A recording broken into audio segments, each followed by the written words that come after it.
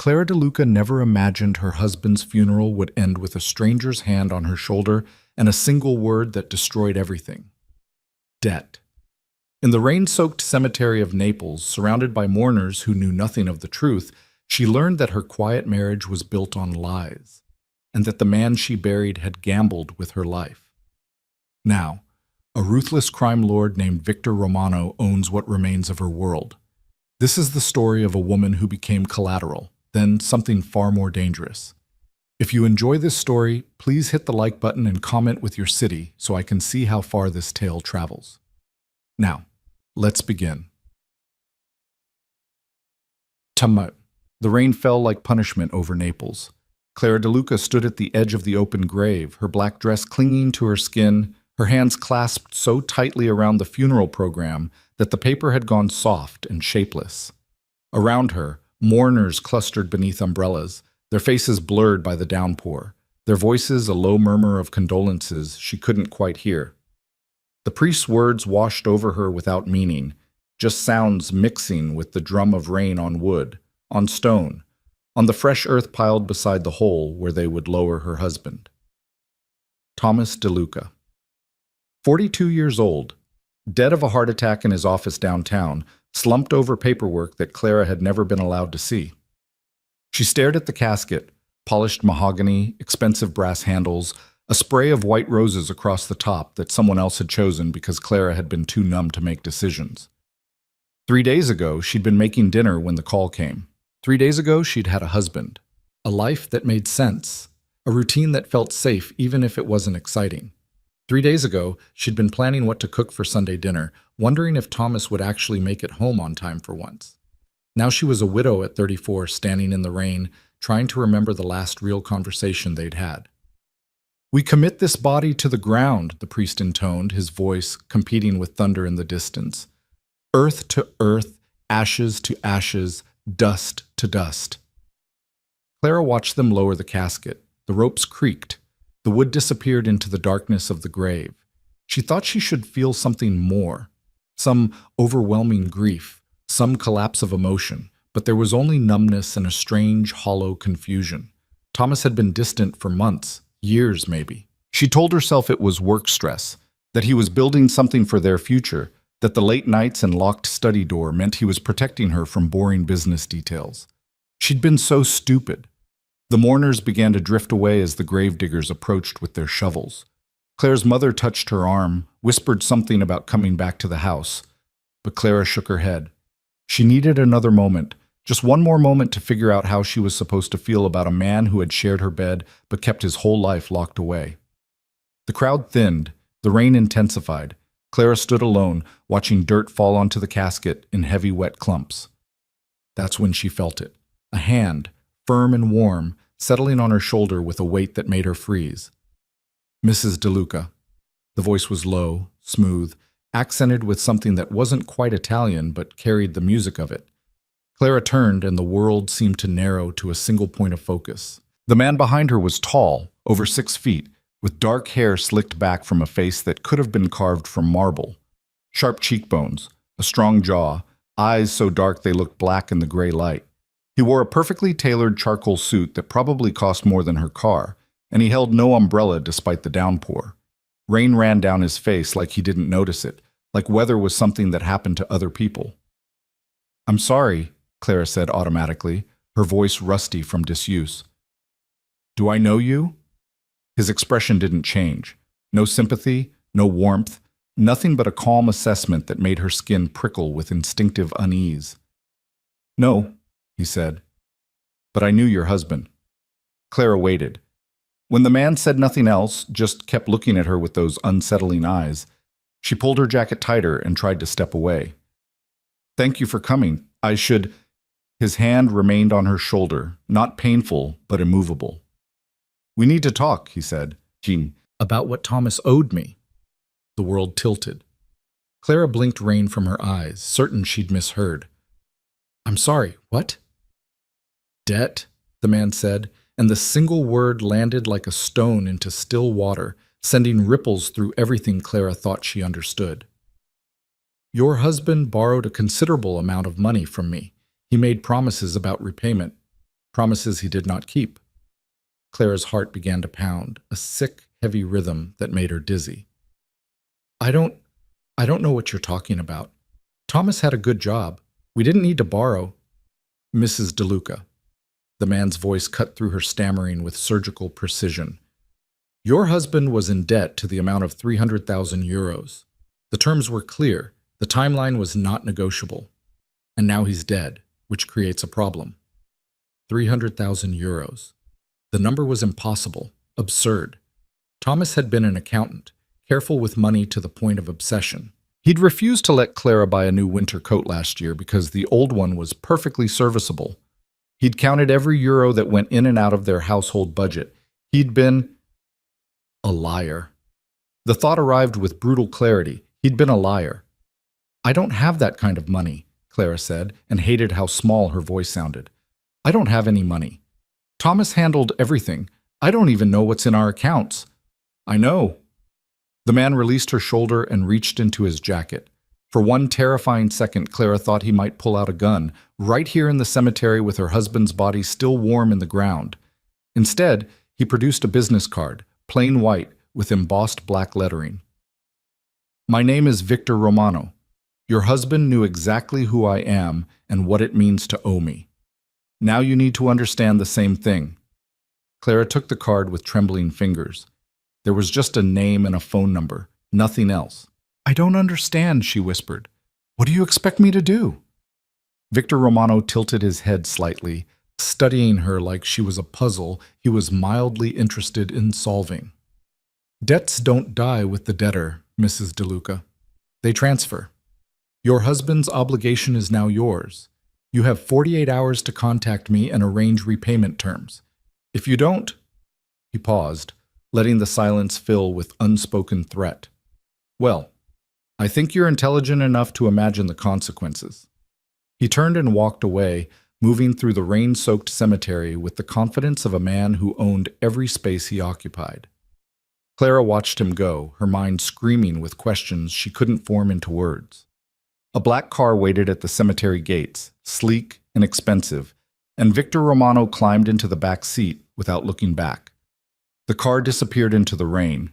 Clara stood alone beside her husband's grave, holding a business card that felt like a death sentence, and finally, she began to cry. Not for Thomas, not for the marriage that had been a lie, but for herself and for the life that had just been ripped away, and for the terrifying future she could feel closing in like a fist around her throat. The apartment felt like a stranger's home. Clara moved through the rooms in a daze, still wearing her wet funeral clothes, leaving a trail of water on the hardwood floors Thomas had insisted on having refinished last spring. Everything looked the same, the furniture they'd picked out together, the wedding photos on the mantel, the kitchen where she'd made countless dinners for a man who'd eaten them while keeping catastrophic secrets. But it all felt different now. Contaminated. Every object was a potential hiding place for truth. Clara started with the study. Thomas had always kept it locked. Work stuff, he'd say whenever she asked. Boring numbers and client files, you'd fall asleep in 5 minutes. She'd laughed and let it go, respected his space the way you're supposed to respect your spouse's need for privacy. The key was in his nightstand, tucked into a wooden box with his cufflinks and watch. Clara's hand shook as she unlocked the study door and stepped inside. It was meticulously organized. Thomas had been obsessive about order, files arranged alphabetically, pens lined up by color, desk surface clean except for a closed laptop and a leather-bound planner. Clara sat in his chair, still damp from the rain, and opened the first drawer. Bank statements. She recognized their joint account, saw the familiar deposits from Thomas's salary, the withdrawals for mortgage and utilities and groceries. Normal. Expected.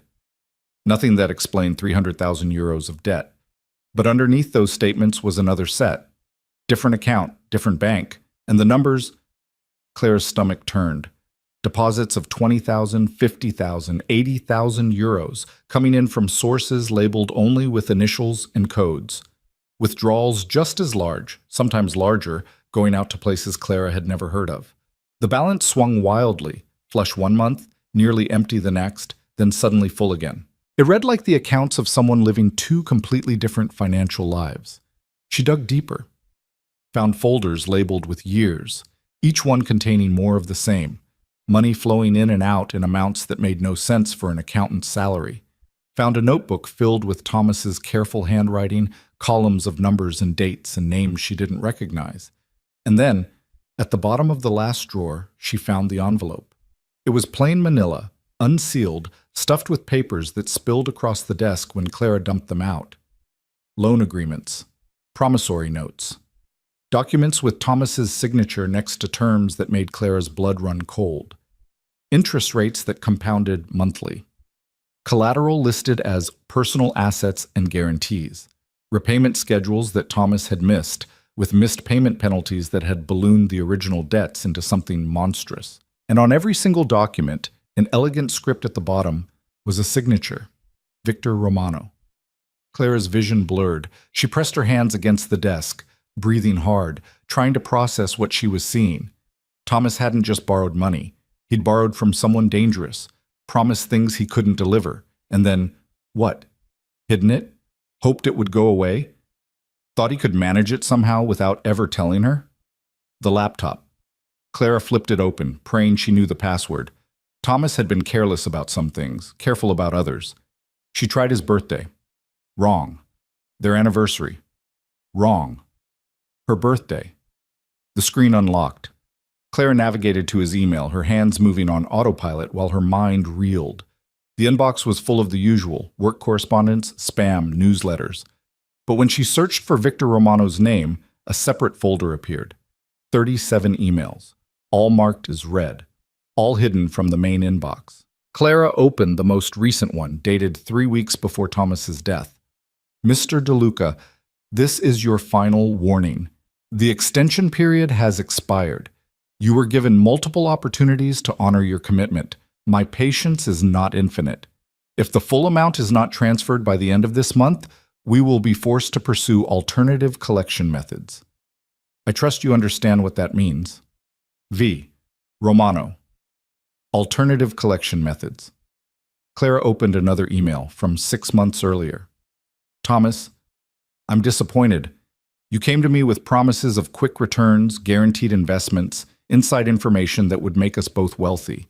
Instead, you've delivered excuses and delays. I don't accept excuses. I don't tolerate delays. You know what I am and what I'm capable of. Don't make me demonstrate it. You have until the end of the quarter. Don't test me. And another, from a year ago, that made Clara's skin crawl. I'm a reasonable man, Thomas. I understand that businesses take time to develop, but my generosity has limits. You've borrowed well beyond your ability to repay through legitimate means. That tells me either you're a fool or you were never planning to repay at all. I don't do business with fools, and I don't forgive thieves. However, I'm willing to offer one more extension, with adjusted terms. We should meet in person to discuss. My associate will contact you with details. Come alone. If you involve anyone else, police, lawyers, even your wife, the offer is void, and the consequences immediate. Remember, I know where you live. I know your routines. I know everything about you. Choose wisely. Clara slammed the laptop shut, her breath coming in short, panicked gasps. Thomas had known. He'd known for over a year that he was in danger, that they were in danger, and he'd said nothing. Kept going to work, coming home, eating dinner, sleeping beside her, all while 300,000 euros of debt hung over their heads like a guillotine blade. And now it had fallen. Not on him. On her. The business card sat on the desk, white and innocent and terrible. Clara picked it up, ran her thumb over the embossed lettering. Victor Romano. A name that apparently meant something in the kind of world Thomas had secretly inhabited. A world of debts and threats and alternative collection methods. She had 48 hours. Clara looked around the study, at the evidence of her husband's lies, at the paper trail of his betrayal, at the life she'd thought she had evaporating like morning mist. She could go to the police, show them everything, explain that she'd had no knowledge of Thomas's debts, that she was innocent, that Victor Romano's threats constituted extortion or intimidation or something that would make this a legal problem instead of her problem. But even as the thought formed, Clara knew it was fantasy. The police would investigate. They'd ask questions. They'd take time. And Victor Romano had made it very clear he didn't tolerate delays. "I know where you live." The words from the email echoed in her mind. Clara stood up abruptly, moved to the window, pulled the curtain back just enough to see the street below. Nothing unusual, just parked cars and streetlights and the endless rain. But she felt watched now, exposed, like invisible eyes were tracking her every move. Her phone buzzed. Clara nearly screamed. It was her mother. "Are you all right? You left so quickly. Call me when you get home." Clara stared at the message. How could she possibly explain this? How could she tell her mother, her sweet, conventional, church-going mother who'd cried with joy at Clara's wedding, that Thomas had been involved with criminals? That her daughter was now apparently responsible for a debt large enough to buy a house? She couldn't. There was no way to make this make sense to anyone who lived in the normal world. Clara was no longer part of that world. She typed back, "I'm fine. Just need to be alone tonight. I'll call you tomorrow." The lie came easily. Maybe she was more like Thomas than she'd thought. Clara didn't sleep. She spent the night going through every document in Thomas's study, reading every email, trying to piece together what her husband had actually been doing. The picture that emerged was worse than she'd imagined. Thomas had started gambling 2 years ago. Online poker first, then sports betting, then increasingly risky investments in ventures that promised huge returns and delivered nothing. He'd burned through their savings without Clara noticing because he'd been moving money between accounts, creating the illusion of stability while everything crumbled. When the legitimate money ran out, he'd turned to Victor Romano.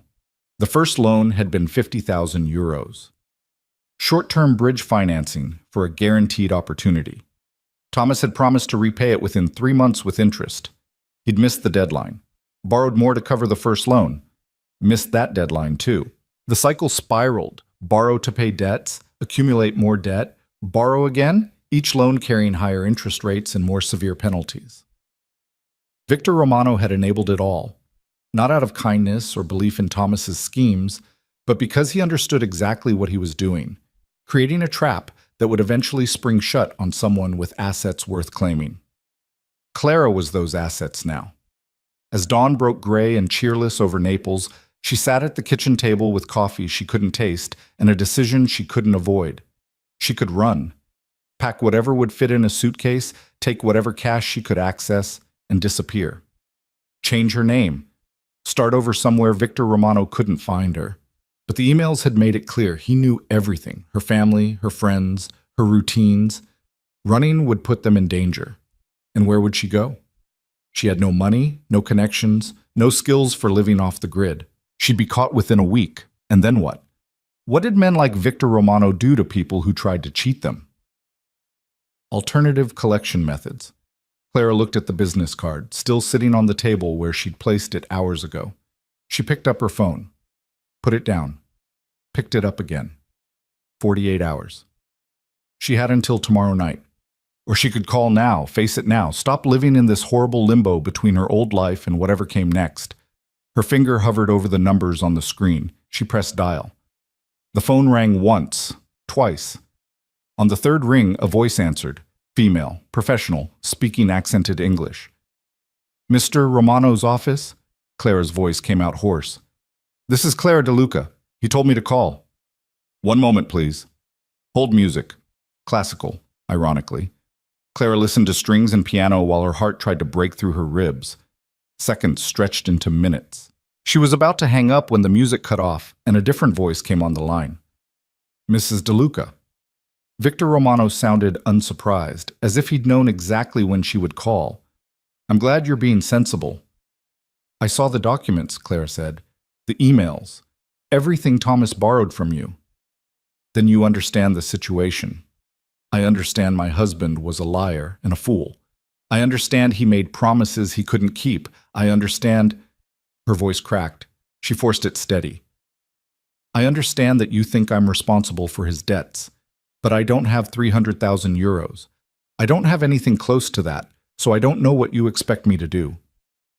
Silence on the other end. Then, "We should discuss this in person, not over the phone." "Why not over the phone?" "Because certain conversations require eye contact, Mrs. DeLuca. Because I prefer to see the people I do business with, and because you need to understand exactly who you're dealing with." The threat was subtle, but unmistakable. Clara closed her eyes. "When?" "Tonight, 8 o'clock. My driver will collect you from your apartment. Wear something practical, and come alone." "Where are we going?" "Somewhere we can talk without interruption." A pause. "Don't be afraid, Mrs. DeLuca. I'm not a monster, I'm a businessman. We'll simply discuss terms." He hung up before she could respond. Clara sat holding the phone, staring at nothing, feeling the last threads of her old life finally snap. She'd crossed a line by making that call. There was no going back now, no pretending this wasn't happening, no hoping it would somehow resolve itself. At 8 o'clock tonight, she would meet Victor Romano. And whatever happened after that, whatever terms he had in mind, would determine whether she survived this or became another casualty of her husband's catastrophic mistakes. The day passed in a blur of pointless activity. Clara called her mother and lied about meeting with lawyers, called Thomas's employer and lied about needing time to handle estate matters, called the funeral home and confirmed arrangements she barely remembered making. Everyone was sympathetic, patient, understanding. No one knew that beneath her grief was a growing terror that made her hands shake every time she thought about the evening ahead. At 7:30, she dressed carefully. Victor had said practical, so she chose dark jeans, a simple sweater, flat shoes, pulled her hair back in a ponytail, no jewelry except her wedding ring, which she stared at for a long moment before deciding to leave it on. Not out of sentiment for Thomas, that had died somewhere in his study last night, but because taking it off felt like admitting defeat before the fight had even started. At 7:55, she stood by the window and watched the street. At exactly 8 o'clock, a black Mercedes pulled up outside her building. Claire's breath caught. It was the same car from the cemetery. Sleek, expensive, with tinted windows that revealed nothing. As she watched, the driver's door opened and a man stepped out, tall, broad-shouldered, wearing a dark suit that marked him as security rather than simple chauffeur. He looked up at her window as if he knew exactly where to look, then gestured toward the car. No more delays. No more pretending. Clara grabbed her jacket and went downstairs. The driver opened the back door without speaking. Clara climbed in, and the door shut behind her with a heavy, final sound. The interior smelled like leather and something else. Cologne, maybe, or just money. The seats were butter soft. The windows were so dark she could barely see outside. The driver got back in and pulled away from the curb. Clara sat rigid, hands clasped in her lap, watching the city slide past in shadows and streetlight. They drove through neighborhoods she recognized, then ones she didn't, heading away from the center of Naples toward the hills where the wealthy lived behind gates and walls. 20 minutes later, they turned onto a private road. Clara's stomach tightened. The road wound upward through manicured grounds, past security gates that opened automatically, past cameras she could see mounted on every corner. At the top of the hill sat a villa, massive, modern, all glass and white stone, lit from within like a beacon, or a fortress. The car stopped at the main entrance. The driver opened her door. "This way, Mrs. DeLuca." Clara climbed out on shaking legs. Up close, the villa was even more intimidating, 3 stories of wealth and power, designed to impress and overwhelm. She followed the driver through doors that opened at their approach, into a foyer with marble floors and a ceiling that soared 2 stories high. "Mr. Romano is expecting you," the driver said, gesturing toward a hallway. "First door on your right." Then he was gone, and Clara was alone. She walked slowly down the hallway, her footsteps echoing. The first door on the right was open, light spilled out. Clara stopped in the doorway, took a breath, and stepped inside. It was an office. Floor-to-ceiling windows on one wall overlooking the city lights below, bookshelves on another, a massive desk in the center. And behind the desk, standing with a glass of whiskey in his hand, was Victor Romano. He'd changed since the cemetery. Now he wore dark slacks and a white shirt with the sleeves rolled to his elbows, no tie, no jacket. Somehow the casual look made him more intimidating rather than less, like he didn't need formal armor to command respect. "Mrs. DeLuca," he said, gesturing to a chair opposite his desk. "Thank you for coming." As if she'd had a choice. Clara sat. Victor remained standing, studying her over the rim of his glass. Up close, in good light, She could see details she'd missed in the rain, a thin scar along his jawline, gray threaded through his dark hair at the temples, eyes that weren't quite black, but deepest brown. He was handsome in the way that dangerous things often were, beautiful and deadly in the same breath. "Would you like a drink?" he asked. "No." Claire's voice came out stronger than she felt. "I'd like to know what you want from me." Victor smiled slightly. "Direct. I appreciate that." He moved around the desk, sat on the edge of it rather than in his chair, close enough that Clara had to resist the urge to lean back. "Your husband owed me 300,000 euros, plus interest, which at this point brings the total to roughly 380,000. I assume you don't have that in a checking account somewhere?" "No." "Do you have any assets, property, investments, inheritance?" "The apartment. It's in both our names. There might be equity, but I don't know how much." "Not enough." Victor took a sip of whiskey. "I've already reviewed your financial situation, Mrs. DeLuca. The apartment has a mortgage. Your joint accounts are nearly empty. Thomas drained them before he died. You have a car worth perhaps 10,000. No other assets of significance. The math doesn't work." Clara felt sick. "Then what do you want? I can't give you what I don't have." "No. But you can work for it." The words hung in the air between them. Clara stared at Victor, trying to process what he'd just said. "Work for it?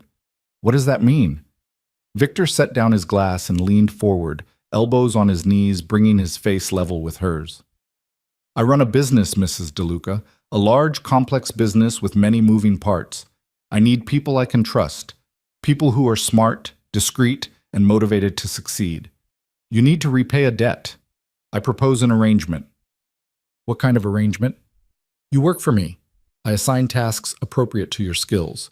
You complete them to my satisfaction. A portion of your debt is forgiven with each completed assignment. Continue until the debt is paid in full, at which point you're free to go." Clara's mind raced. "What kind of tasks?" "That depends. What are your skills?" I was a teacher before I married Thomas. Elementary school. I haven't worked in years." "Can you organize? Manage details? Keep records?" "Yes, but can you follow instructions precisely? Handle sensitive information without discussing it?" "I suppose, but what kind of—" "Then you're qualified." Victor stood, moved back behind his desk. "The work isn't difficult. It requires intelligence and discretion, both of which you appear to possess. You'll live here, on the property where I can ensure your safety and your compliance. You'll have your own quarters, meals provided, everything you need." "Live here." Clara's stomach dropped. "You want me to move in? Like some kind of employee," Victor said calmly, "under specialized circumstances." "Yes." "For how long?" "Until the debt is paid. At the current interest rate and projected value of your work." He pulled a folder from his desk, flipped it open. "Approximately 18 months." 18 months. A year and a half of her life, trapped in this villa, working for a criminal, paying off her dead husband's debts. Clara stood abruptly. "This is insane. You can't just keep me prisoner for 18 months because of something my husband did." "You're not a prisoner, Mrs. DeLuca." Victor's voice remained maddeningly calm. "You're free to refuse. Walk out right now. Go home. The debt remains, of course, and debts have a way of collecting themselves when direct repayment isn't possible." The threat was clear. Clara felt trapped, cornered, her options narrowing to a single, impossible choice. "What does that mean? Are you threatening my family?" "I don't make threats. I state facts." Victor closed the folder. "Your mother lives on Rossi Street. Your sister in Rome has 2 young children. You have friends, coworkers from your teaching days, a whole network of people you care about. When someone owes me money and can't pay, I look for alternative sources of value. If you refuse my offer, I'll need to explore those alternatives." Clara's knees went weak. She grabbed the back of the chair to steady herself. "You would go after my family? For money my husband borrowed?" "I would collect what I'm owed by whatever means necessary. That's not personal, Mrs. DeLuca. It's simply business." Victor came around the desk again, and this time Clara did back away. He stopped, held up his hands. "But it doesn't have to come to that. Accept my offer. Work honestly. Pay your debt. No one else gets involved. Your family stays safe. and you walk away in 18 months with a clean slate. And if I go to the police, then you involve them in something that will end badly for everyone. I have lawyers, Mrs. DeLuca. Very good lawyers. Your husband came to me voluntarily, signed contracts willingly, borrowed money with full knowledge of the terms. I have documentation proving all of it. The police will find nothing illegal, just a legitimate debt and a widow trying to avoid her legal obligations. He paused. They also won't be able to protect you, or your family. Not from everything. Not from everyone. Clara wanted to scream, wanted to run, wanted to wake up and discover this was all some horrible nightmare brought on by grief and stress. But Victor Romano stood in front of her, real and solid and completely in control, and she knew with sick certainty that he meant every word. She had no money, no power, no options. She had only this: accept servitude or risk everyone she loved. What exactly would I be doing? She asked, her voice barely a whisper. Victor's expression softened fractionally. Not kindness, but perhaps acknowledgement that she was being practical. Administrative work, primarily. I need someone to organize files, manage schedules, coordinate communications. Nothing illegal, Mrs. DeLuca. Nothing that would violate your conscience or put you in danger. Just work. Honest work in service of a debt. And I'd live here? In this house? In the guest wing. Your own bedroom, bathroom, sitting area. You'd have privacy. Limited freedom of movement at first, but that can expand as trust develops. Trust. The word was almost funny coming from a man who'd just threatened her entire family. Clara looked around the office. At the expensive furniture, the city lights beyond the windows, the elegant trap closing around her. Do I have a choice? She asked. Everyone has choices, Mrs. DeLuca, but some choices have better outcomes than others. Victor walked to his desk, pulled out another folder and held it out to her. This is the contract. It specifies your duties, the value assigned to your work, the payment schedule against your debt. Read it carefully. If you agree, sign it. If not, he gestured toward the door. My driver will take you home, and we'll explore other options. Clara took the folder with numb fingers. Inside was a legal document, dense with terms and clauses outlining exactly what Victor had described: employment agreement, debt repayment schedule, conditions of residence. It all looked official, professional, almost reasonable if you ignored the fact that it was forced servitude dressed up in legal language. At the bottom of the last page was a line for her signature. She looked up at Victor. He watched her with those dark, unreadable eyes, waiting. If I sign this, Clara said slowly, and I fulfill every term, you promise the debt is paid? My family is safe? I can walk away after 18 months and never see you again? You have my word. The word of a criminal. Oh, Victor's jaw tightened fractionally. The word of a man who honors his agreements. I may not be what you consider respectable, Mrs. DeLuca, but I keep my promises. Sign that contract, do the work, and when the debt is paid, you're free. You'll never hear from me again. Clara looked down at the document. Her hands shook. This was insane. Impossible. She should refuse, should call his bluff, should do anything except sign away 18 months of her life to a stranger who'd threatened her family. But the email sat heavy in her memory. I know where you live. I know everything about you. Victor Romano was not a man who made empty threats. If she refused, he would act. Her mother, her sister, her nephews, they would all become targets in a game they didn't even know existed. Thomas had destroyed her life with his lies and his debts. Now she had to save everyone else from the wreckage. Clara found a pen in her purse. Her hand hovered over the signature line for a long moment. Then, with a sick sense of falling, she signed her name. Victor took the folder, glanced at the signature, and nodded. Wise choice. I'll have someone show you to your quarters. You can collect your things from your apartment tomorrow. For tonight, everything you need is already here. When do I start? Monday. That gives you 2 days to settle in and understand the house rules. He moved to the door, opened it. In the hallway stood a woman, late 40s, severe face, iron gray hair pulled into a tight bun. This is Sophia. She manages the household staff. She'll show you where you'll be staying. Sophia nodded curtly. This way, Mrs. DeLuca.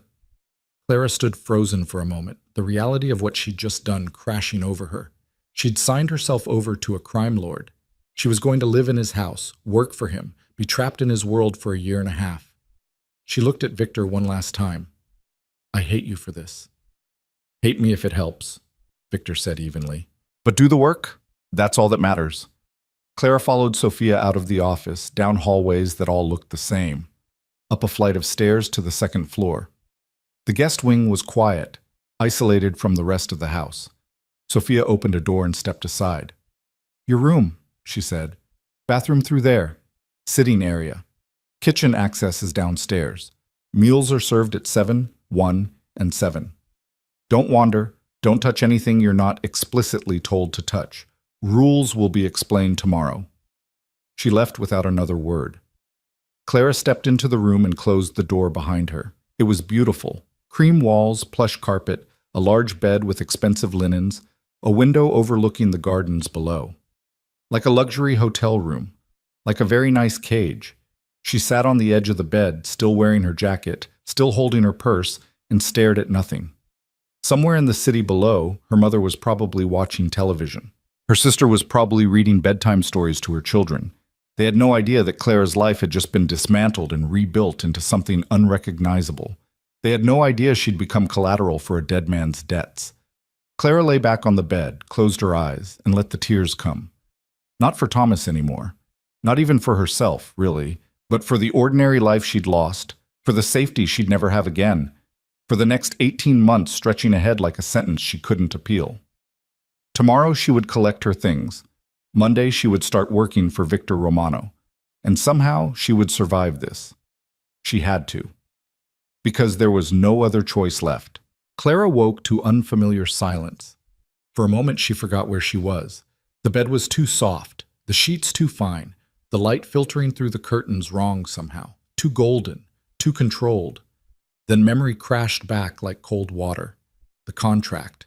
Victor Romano's dark eyes watching her sign away her freedom, the walk through endless hallways to this beautiful prison. She sat up slowly, muscles aching from tension she'd carried through the night. The clock on the nightstand read 6:50 out. Outside the window, dawn was breaking over manicured gardens that probably cost more to maintain than Clara had earned in a year of teaching.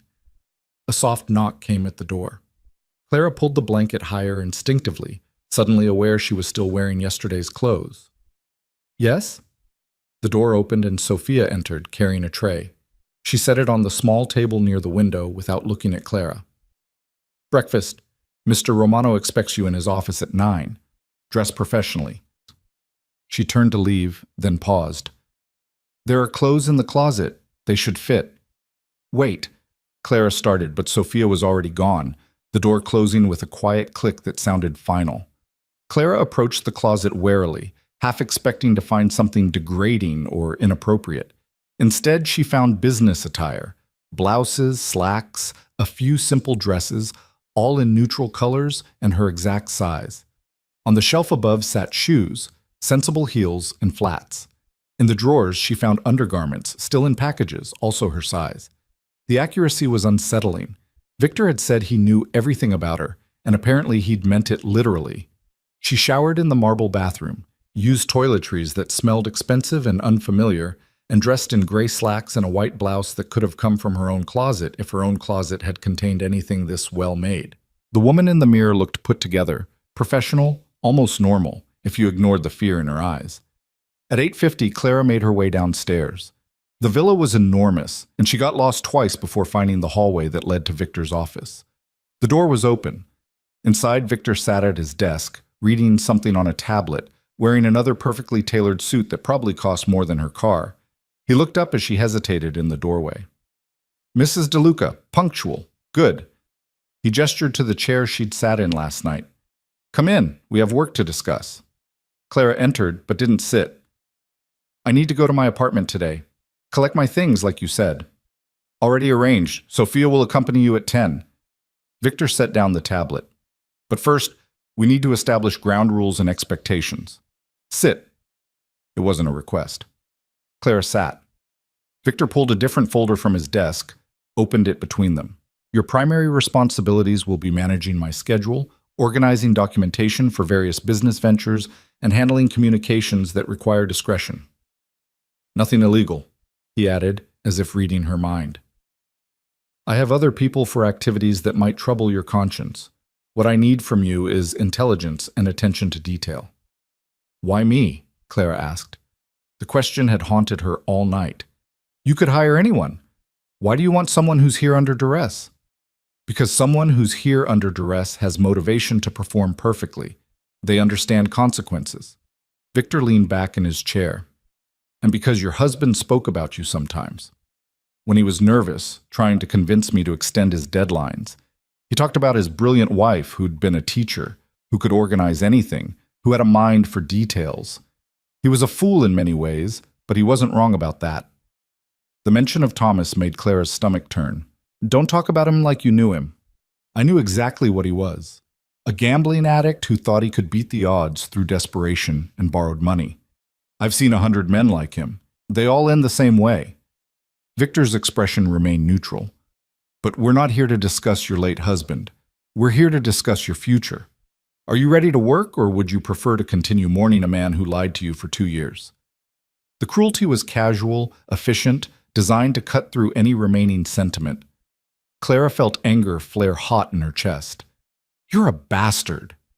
Yes, but I'm a bastard who honored my agreement to give you this opportunity instead of pursuing other collection methods. Remember that when you're tempted to hate me. Victor pushed a paper across the desk. This is your schedule for the week. Study it. Learn my routines. Tomorrow you'll shadow Sophia to understand how the household operates. Tuesday, you begin actual work. Clara took the paper, scanning the detailed blocks of time. Meetings with names she didn't recognize, phone calls scheduled to the minute, appointments that ranged from estate review to personnel matter with no additional context. What's a personnel matter? She asked. Exactly what it sounds like. I employ approximately 40 people across various enterprises. Sometimes those relationships need adjustment. Victor stood, came around the desk. You'll learn as you go. For now, just understand that everything in this house is organized according to specific systems. Learn the systems, follow them precisely, and never... He stopped in front of her, close enough that she had to tilt her head back to meet his eyes. Never discuss what you see or hear here with anyone outside these walls. That's not negotiable. Or what? Or the contract becomes void, and we return to discussing alternative collection methods. He held her gaze for a long moment, then stepped back. Sophia is waiting in the foyer. Collect what you need from your apartment. You have 2 hours. Clara stood on shaking legs. Can I see my family? My mother will worry if I just disappear. Tell her you're staying with a friend while you sort out Thomas's affairs. After the initial adjustment period, supervised visits can be arranged. Victor returned to his desk, already dismissing her. 2 hours, Mrs. DeLuca. Don't test my patience by being late. Clara left the office feeling like she'd survived the first round of something that would have many more rounds to come. She found Sophia in the foyer as promised, standing beside a different car, a dark SUV with tinted windows. The older woman's expression was unreadable. Ready? Do I have a choice? No. Sophia opened the car door. But Mr. Romano allows the illusion of choice when it serves his purposes. I suggest you appreciate that small mercy. They drove in silence back to Clara's apartment. In daylight, the city looked different. Normal people going about normal lives, completely unaware that Clara's world had been turned inside out. She watched them through the tinted window and felt the distance between herself and ordinary life stretching wider with every mile. The apartment building looked smaller than she remembered. Clara led Sophia upstairs, unlocked the door, and stepped into the space that had been her home for 6 years. Everything was exactly as she'd left it yesterday. The coffee cup still on the kitchen counter, Thomas's jacket still hanging by the door. The funeral program still on the table where she'd dropped it after returning from the cemetery. But it all felt abandoned already, like a museum exhibit of someone else's life. One suitcase, Sophia said from the doorway. Personal items only. Clothes, toiletries, photographs if you want them. Nothing else. Clara moved through the rooms mechanically, packing the pieces of her life that fit in a single suitcase. Clothes from the closet, though most of what she owned seemed shabby compared to what was already waiting in her room at the villa. her laptop, phone charger, a few books. In the bathroom, she grabbed her actual toiletries, even though the villas were nicer, because they felt like the only things in the world that were truly hers. In the bedroom, she paused at Thomas's nightstand. She should feel something, shouldn't she? Some residual grief or anger, or even curiosity about the man who'd slept beside her while planning his own destruction? But there was only emptiness and a vague disgust that she'd been so blind. She opened the drawer, found his wedding ring. He'd taken it off before he died, left it here like he knew he wouldn't need it anymore. Clara stared at it for a moment, then closed the drawer. Let whoever cleaned out the apartment eventually deal with it. She wanted no reminders. In the living room, Clara took down a framed photo of her parents from the mantel, and one of her sister's children laughing in a park somewhere. These she wrapped carefully and placed in the suitcase. "Time," Sophia called. Clara took one last look around the apartment. 6 years of marriage reduced to a suitcase. She supposed she should be grateful there wasn't more worth taking. They drove back to the villa in the same silence. Clara watched the city disappear behind them, watched the gates open automatically as they approached, watched the beautiful prison appear at the top of the hill like something out of a dark fairy tale. "One more thing," Sophia said as they pulled up to the entrance. "Mr. Romano doesn't tolerate emotional displays. Whatever you're feeling, grief, anger, fear, keep it private. He respects control and discipline. Show him weakness and he'll use it." "That sounds like experience talking," Clara said quietly. Sophia's expression flickered, something that might have been surprise or recognition. "I've worked for Mr. Romano for 12 years. I know what he values and what he doesn't. Take the advice or don't. It's your survival."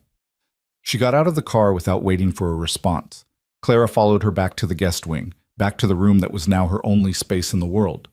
Sophia left her there, and Clara unpacked her single suitcase, putting her shabby clothes in the closet next to the expensive ones, her toiletries in the bathroom next to the luxury products, her photographs on the nightstand next to the designer lamp. The room absorbed her belongings and remained fundamentally unchanged, still beautiful, still a cage. Clara sat on the bed and called her mother. "Clara, thank goodness! I've been so worried. How are you holding up?" The concern in her mother's voice nearly broke her. Clara closed her eyes, forced her voice steady. "I'm okay, Mom. I'm staying with a friend for a while. I need some space to deal with everything." "Which friend? I could come visit, bring you some proper food." "No," Clara said too quickly. "I mean, I really need to be alone right now. I'll call you in a few days, I promise. I can't be in the apartment. Too many memories." "Oh, sweetheart," her mother's voice softened with sympathy. "I understand. Take the time you need, but please, if you need anything at all, I will. I love you, Mom." "I love you too, darling. Call me soon." Clara ended the call and stared at the phone. Another lie. Another piece of her old life severed. She wondered how many more lies she'd have to tell before this was over, how much of herself she'd have to cut away to survive 18 months in Victor Romano's world. A knock at the door interrupted her thoughts. She opened it to find a young man, maybe 25, dressed in the same professional style as the driver, holding a tray. "Lunch," he said, his accent thick. "Mr. Romano says you eat. Is important." He set the tray on the table and left before Clara could respond. The food was elegant, some kind of pasta with seafood, fresh bread, a side salad, and sparkling water. Restaurant quality, probably prepared by a private chef. Clara's stomach growled despite everything, reminding her she'd barely eaten since Thomas died. She ate mechanically, tasting nothing, staring out the window at the gardens below. Somewhere in the villa, Victor Romano was conducting whatever business required a crime lord's attention on a Saturday afternoon. And on Monday, Clara would become part of that business, her life reduced to serving a debt she'd never asked for. The afternoon stretched endless and empty. Clara tried to read but couldn't focus, tried to sleep but couldn't relax. Finally, she opened her laptop and searched for Victor Romano's name. The results were surprisingly sparse. A few mentions in local business articles, always vague. Real estate developer Victor Romano, or investment consultant Victor Romano. Nothing about criminal enterprise or underworld activity. Either he was very good at keeping his business off the record, or the journalists who knew better had learned not to write about him. She found one photograph from a charity gala 3 years ago. Victor, in a tuxedo, standing with a beautiful woman in a silver dress, both of them smiling for the camera. The caption identified her as Elena Moretti, philanthropist and art collector. No mention of her relationship to Victor. Clara stared at the photo. Victor looked different in it, softer somehow, less dangerous. The woman beside him had her hand on his arm, casual and familiar. Were they together? Had they been? Did Victor Romano have a personal life beyond debts and threats and business empires built on fear? She closed the laptop, disturbed by her own curiosity. It didn't matter who Victor Romano was when he smiled for charity galas. It only mattered who he was in his office, in his fortress villa, in the moment he'd placed his hand on her shoulder and spoken the word that destroyed her life. Debt. Evening came with another knock, another tray of food, the same young man who said nothing beyond dinner, eat. Clara did eat, more out of self-preservation than hunger. Whatever came next, she would need her strength. Night fell. Clara changed into the pajamas that had been provided, soft cotton that fit perfectly, like everything else in this place, and lay in bed staring at the ceiling. Tomorrow was Sunday. One more day of limbo before her new life began in earnest. She thought about running. The window overlooked gardens, but she was on the second floor. Even if she could climb down, the property had gates and cameras and security staff who would stop her before she made it halfway down the hill. And even if she somehow escaped, where would she go? Back to the apartment Victor knew about? To her mother's house, putting her family in danger? To the police, who would find nothing illegal in a legitimate debt and signed contract? There was no escape. Only endurance. Clara finally slept, restless and dream-haunted, and woke Sunday morning to the same routine. Breakfast delivered, silence from the rest of the house, hours stretching empty and anxious. She avoided exploring, afraid of crossing some invisible boundary that would bring Sophia or Victor himself to remind her of the rules. Late afternoon, she heard voices in the hallway outside her door. Male voices, speaking rapid Italian with an edge that made Clara freeze. She couldn't understand the words, but the tone was clear. Anger, argument, something building toward violence. Then Victor's voice, calm and cold as winter ice. Enough! The argument stopped. Footsteps receded. Silence returned, heavier than before. Clara stood with her hand pressed against the door, heart pounding, reminded viscerally that she was living in a world where violence simmered just beneath the surface of expensive suits and beautiful architecture. This wasn't a luxury hotel. It was the headquarters of a criminal empire, and she was trapped inside it. Sunday night, Clara barely slept. She lay awake listening to the villa's sounds, footsteps in distant hallways, cars arriving and departing, once what might have been a woman's laughter from somewhere far below. The house was alive with activity she couldn't see, business she didn't understand. A whole ecosystem of crime and power operating around her like currents beneath still water. Monday morning arrived with brutal finality. Sophia collected her at 8 sharp, led her downstairs to Victor's office.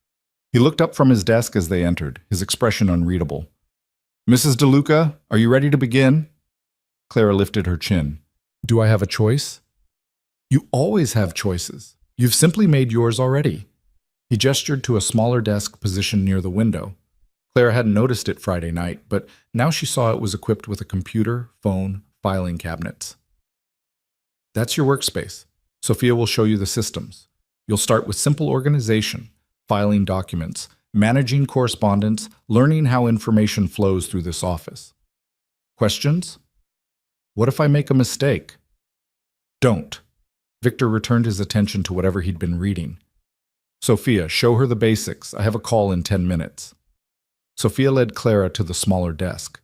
For the next 3 hours, she explained the filing system, color-coded folders for different business ventures, strict protocols for what could be stored digitally versus what required hard copies, elaborate security measures for sensitive documents that made Clara's head spin. "Everything has a place," Sophia said, pulling open one of the filing cabinets. "Real estate acquisitions in green folders, alphabetical by property, investment portfolios in blue, organized by client surname, personnel files in red, strictly confidential." She fixed Clara with a sharp look.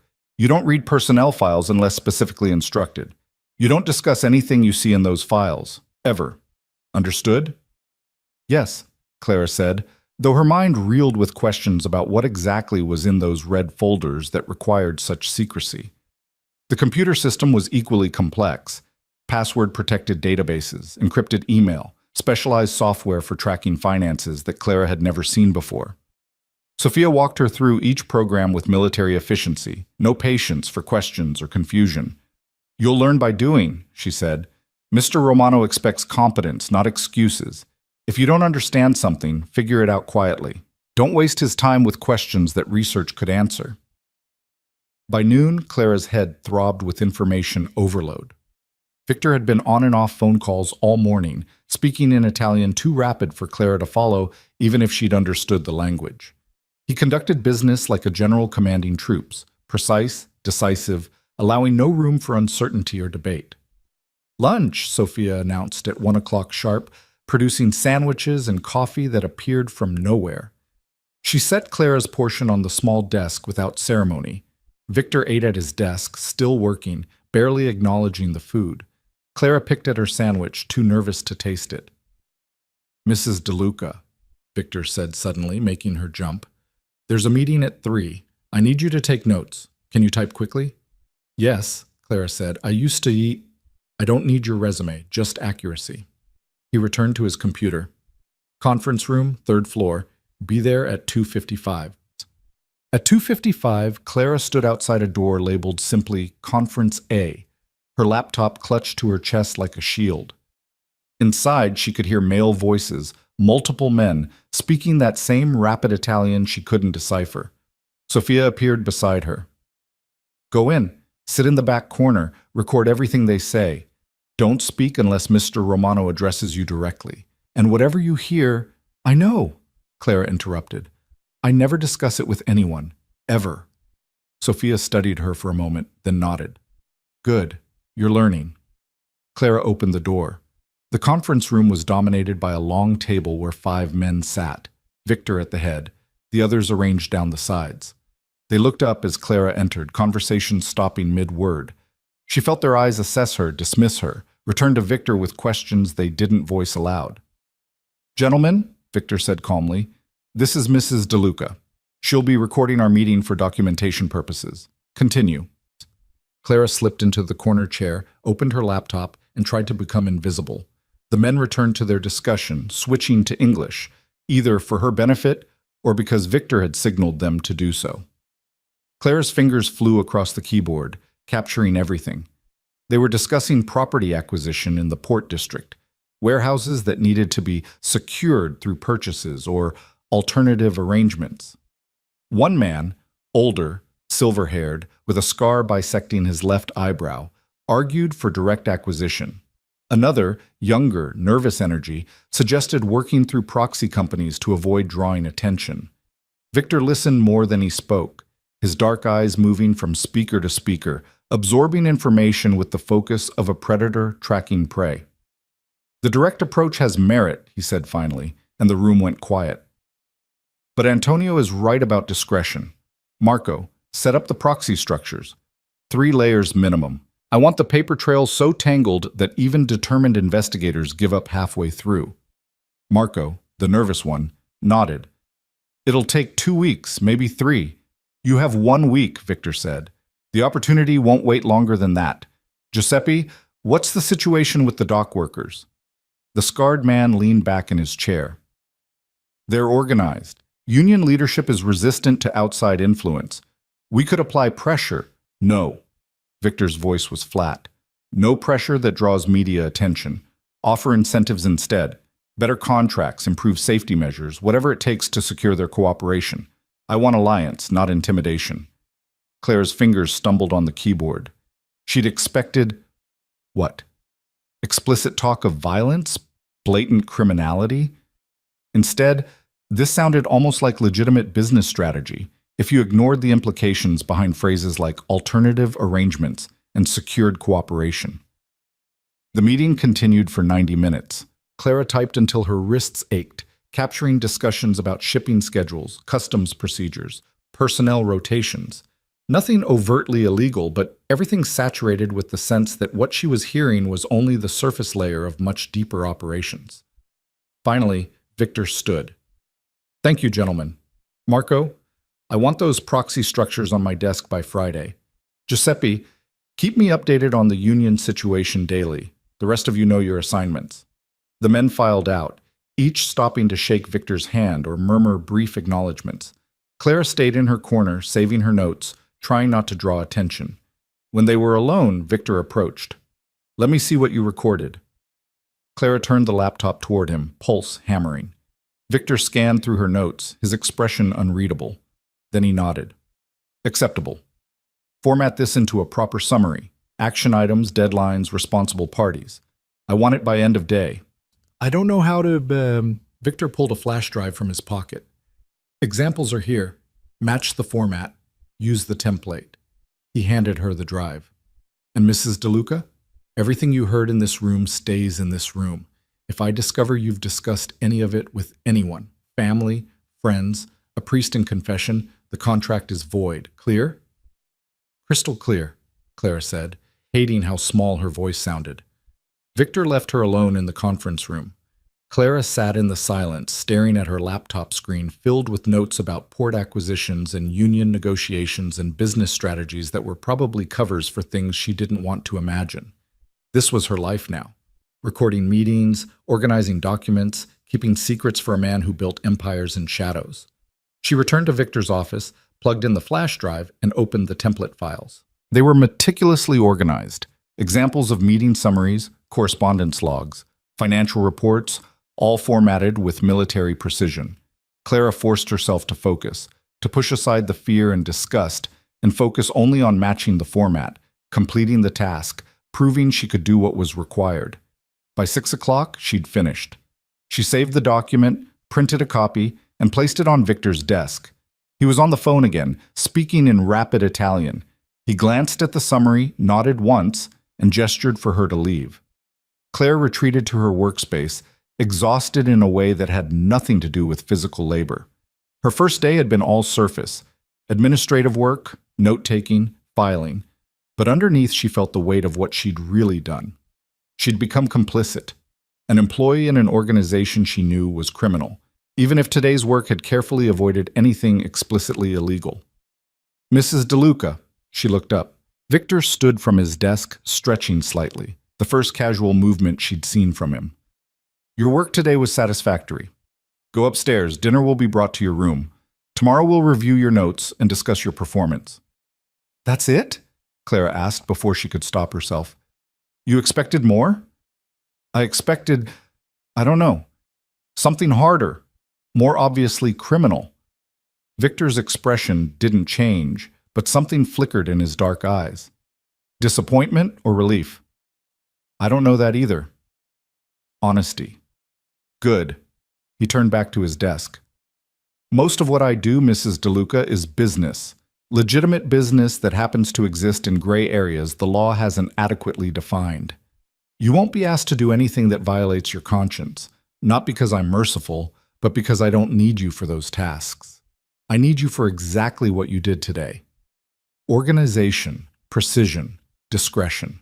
And if I see something that does violate my conscience, then you'll keep it to yourself, complete your contract, and leave with your debt paid and your family safe. That was the agreement. I'm a man of my word, Mrs. DeLuca. Even if you don't believe anything else about me, believe that." Clara stood slowly, gathering her things. At the door she paused. "Why did you switch to English in the meeting?" "So you could understand. Notes are useless if you don't comprehend what's being discussed." "But the men, they could have stayed in Italian. You could have translated for me after." Victor looked up from his computer, meeting her eyes with an intensity that made her breath catch. "I prefer efficiency. Teaching you Italian would take months. Having you understand discussions in real time serves my interests better." It was a logical answer, practical. But Clara sensed something else underneath, a choice Victor had made that benefited her as much as him, even if he'd never admit it. She left the office and climbed the stairs to her room, her mind churning. The first day of 18 months was done. 547 more days stretched ahead like a prison sentence. But she'd survived this one, completed her tasks, proven she could function in Victor's world without collapsing or rebelling. It wasn't much, but it was something. In her room, dinner waited as promised. Roasted chicken, vegetables, bread that smelled like it had come from an actual bakery. Clara ate slowly, processing everything she'd learned. The villa's routines, Sophia's expectations, the format of Victor's meetings, the careful language that kept everything plausibly legitimate while everyone involved understood the reality beneath. She'd taken the first step into a world she didn't understand and couldn't escape. Tomorrow, she would take another step, and another, and another, until either the debt was paid or she lost herself completely in the process. Clara finished eating and stood at the window, looking out over the city lights below. All those ordinary people living ordinary lives, completely unaware of the extraordinary cage that held her now. She placed her hand against the glass, feeling its coolness, its barrier between her and freedom. 547 days, she whispered to her reflection. And somewhere below, in his office filled with secrets and power, Victor Romano continued working through the night, building his empire one careful decision at a time. The days blurred into weeks with a rhythm that was both numbing and exhausting. Clara woke each morning to breakfast delivered at precisely 6:30, dressed in the professional clothes that had become a uniform, and arrived at Victor's office by 8.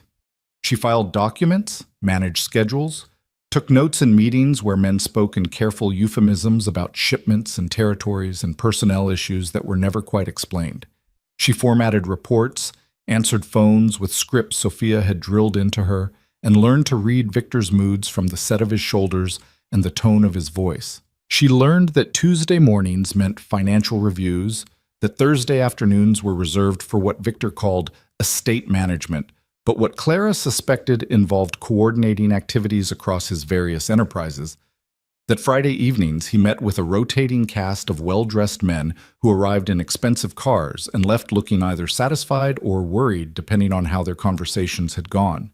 She learned to be invisible when Victor needed to focus, efficient when he demanded information, and absolutely silent about everything she saw and heard. 3 weeks became 4. 4 became 6. The villa became familiar, its hallways and rooms, its routines and rules, the household staff who acknowledged her with nods but never conversation. Clara existed in a strange limbo between employee and prisoner, neither trusted nor entirely restricted. Her world narrowed to Victor's office and her upstairs room and the careful dance of competence that kept her safe. She called her mother twice a week, lying smoothly about staying with friends, about processing grief, about needing space. Her mother worried but accepted the explanations, and Clara hated how easily the deception came now.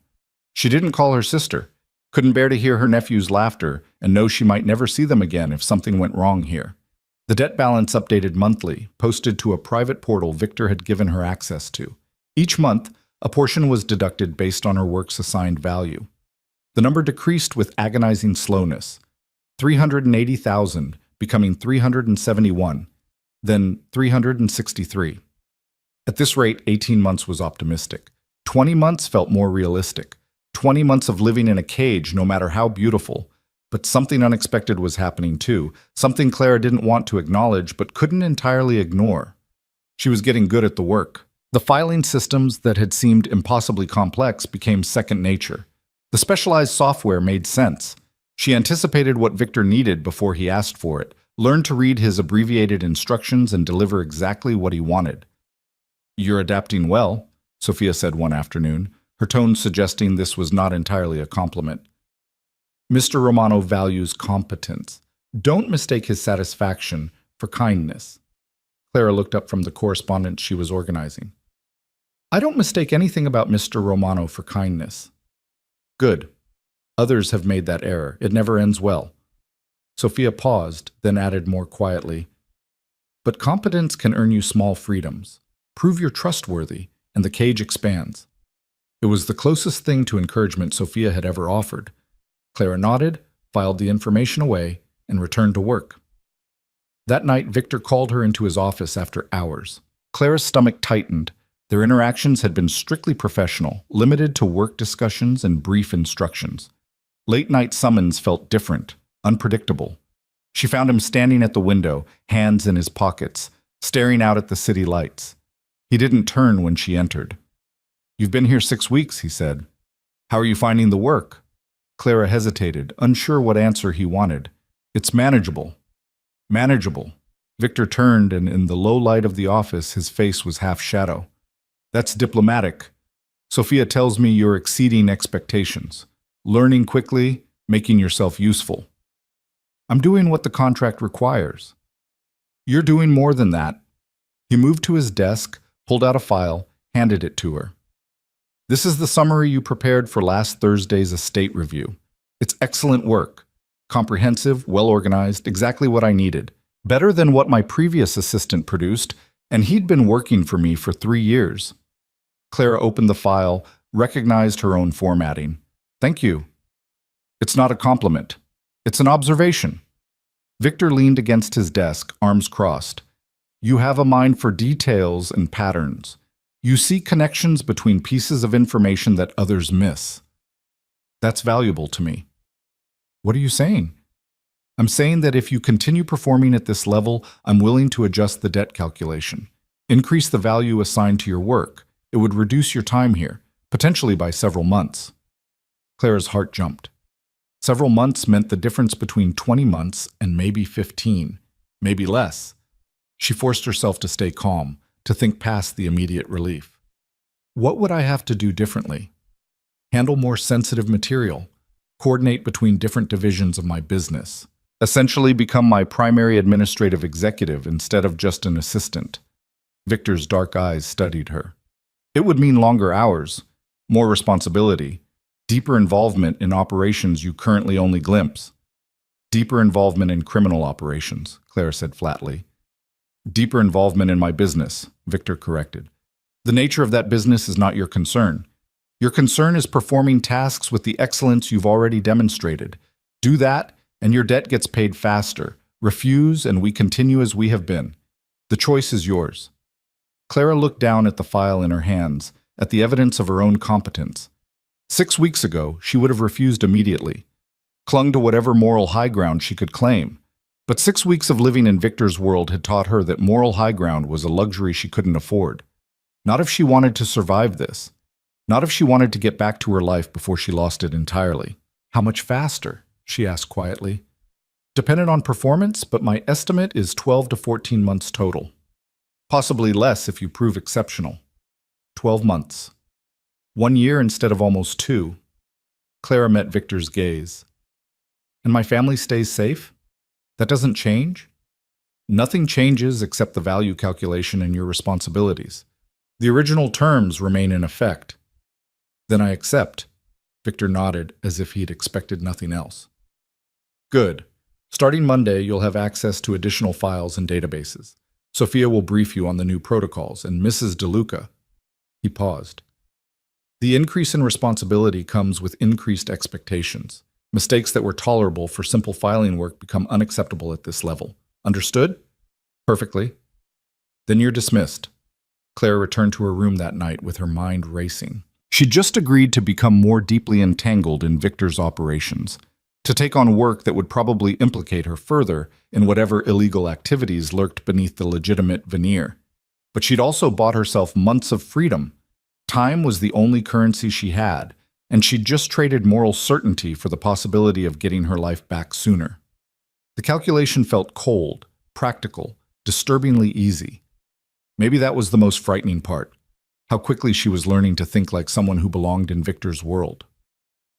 The following Monday, Clara's access expanded dramatically. Sophia walked her through databases she hadn't known existed, personnel records for over 100 employees across different cities, financial tracking for dozens of properties and business ventures, communication logs that coordinated activities Clara could only guess at. "You'll be managing schedules for department heads," Sophia explained, pulling up a complex calendar system, "ensuring their activities align with Mr. Romano's strategic priorities. When Giuseppe needs dock access coordinated with Marco's shipping schedules, you'll be the one making sure the timing works. When Antonio needs to know which properties are available for particular uses, you'll provide that information."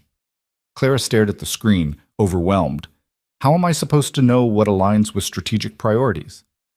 You'll learn by observation and experience. Pay attention to patterns. Notice what Mr. Romano approves versus what he questions. Over time, you'll develop instincts for how he thinks. Sophia's expression remained neutral. And you'll make mistakes. Just don't make the same one twice. The first week at the elevated responsibility level was brutal.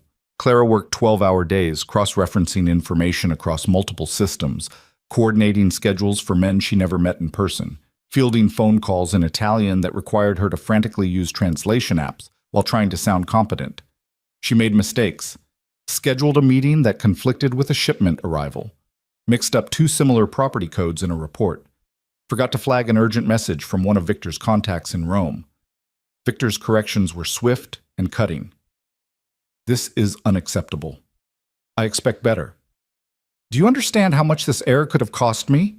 But he didn't fire her, didn't void the contract, just demanded better, and Clara delivered it, working later each night, studying the files until she could recite property locations and personnel assignments from memory. Slowly, painfully, she improved. The system started making sense. She began to see the patterns Sophia had mentioned, how Victor's various enterprises interlocked, how personnel moved between divisions, how resources flowed from one area to another in careful coordination.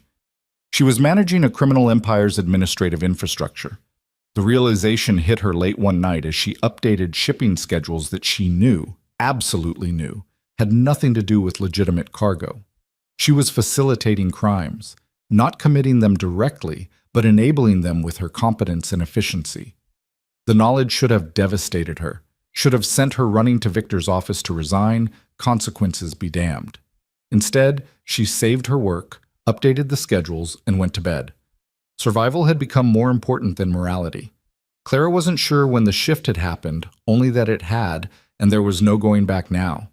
8 weeks became 10, 10 became 12. Spring was turning toward summer, and Clara had been living in Victor's villa for 3 months. The debt balance showed steady progress, 320,000, 305, 291. At the current rate, she'd be done in 11 months. Less than a year. She could survive less than a year. The villa's routines became her routines. She knew which mornings Victor went for early runs through the grounds, knew which afternoons he took calls from his contacts in Milan and Turin, knew which evenings he retreated to parts of the villa she wasn't allowed to enter. She learned the sounds of the house, footsteps that meant Sophia was approaching, car engines that signaled important arrivals, voices in distant rooms that indicated meetings she wasn't part of.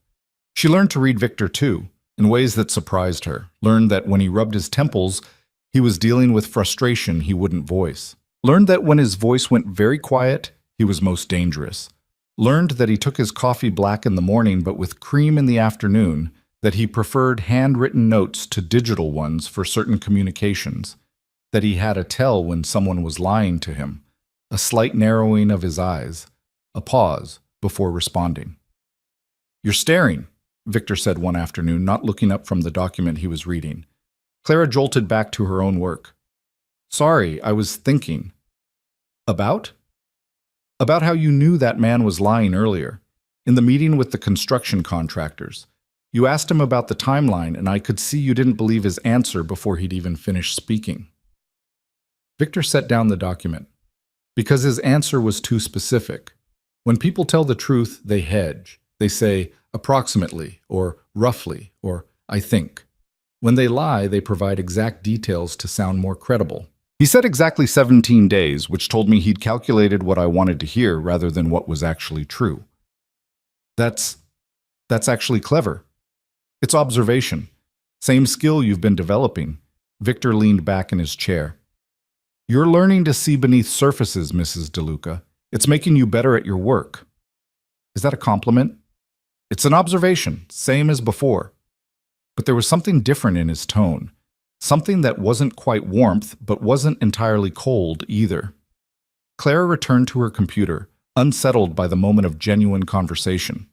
3 months of working in proximity to Victor Romano, and this was the first time they'd discussed anything beyond immediate work needs.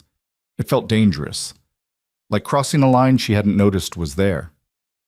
That night, Clara lay awake thinking about the interaction, about how she'd started noticing details about Victor, Not just his work patterns, but him. The way he sometimes paused before entering his office, as if steeling himself for whatever waited inside. The way he occasionally looked at the photograph on his desk, the one of him and the woman in the silver dress from the charity gala. The way his shoulders carried tension he never acknowledged. She was seeing him as a person instead of just a captor. That was a mistake. Had to be a mistake. Victor Romano had threatened her family, trapped her in servitude, controlled every aspect of her life. He wasn't a person to understand or sympathize with. He was an obstacle to survive and escape. But the observation lingered. You're learning to see beneath surfaces. And Clara wasn't entirely sure whose surfaces she was learning to see through. The people Victor dealt with, or Victor himself.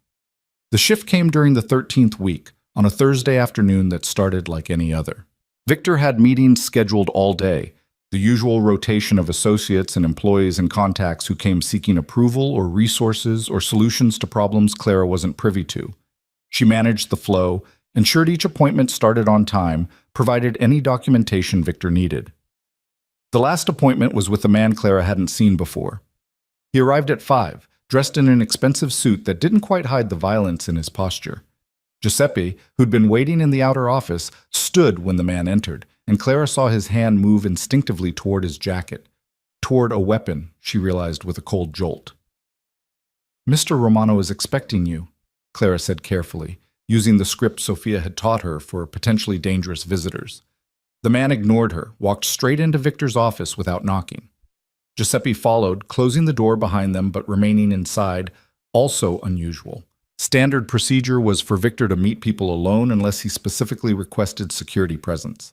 Clara tried to focus on her work, but the voices from the office carried. Not words exactly, but tone. The stranger's voice was loud, aggressive. Victor's remained calm, controlled.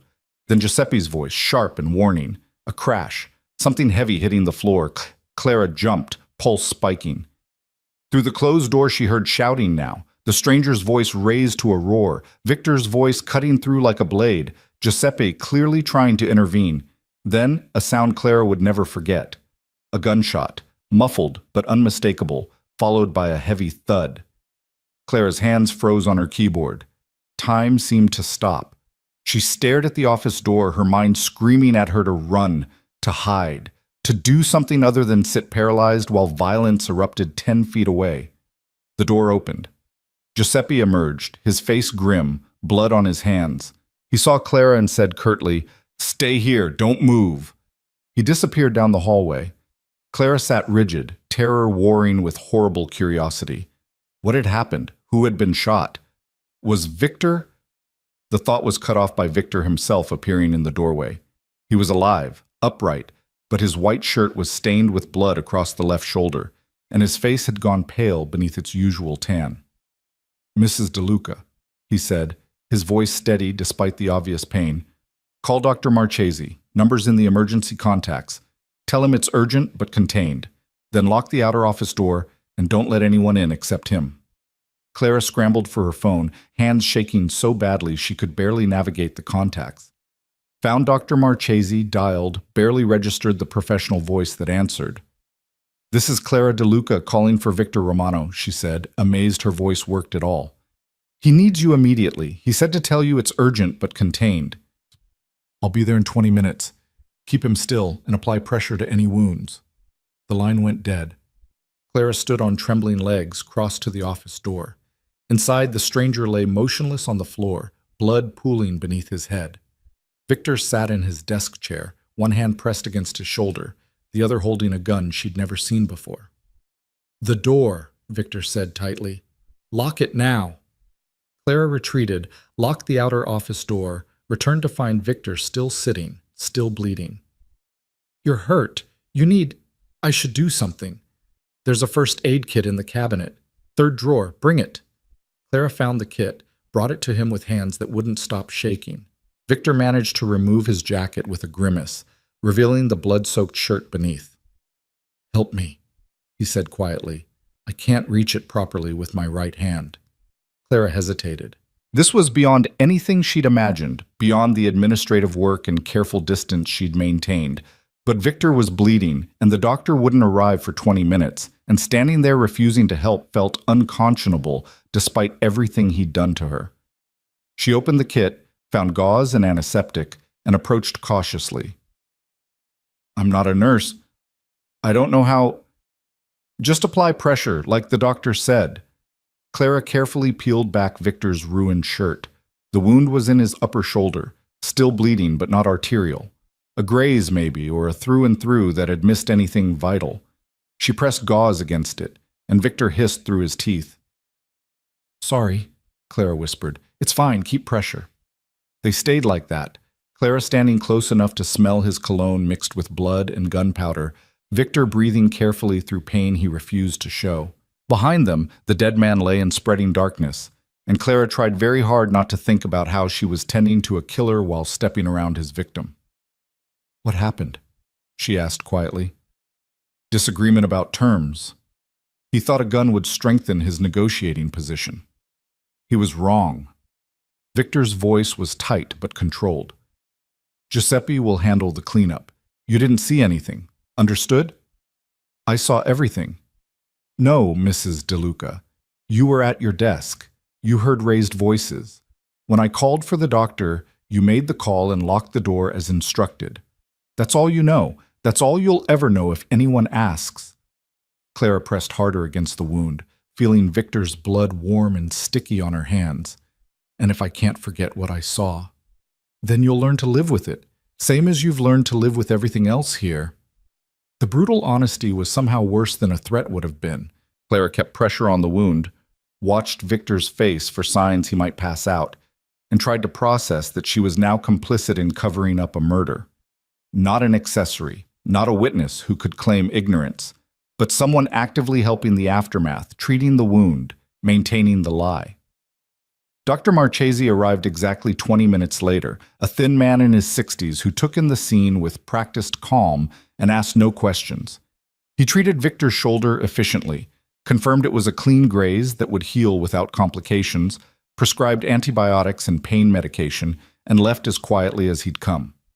Giuseppe returned with 2 other men Clara didn't know.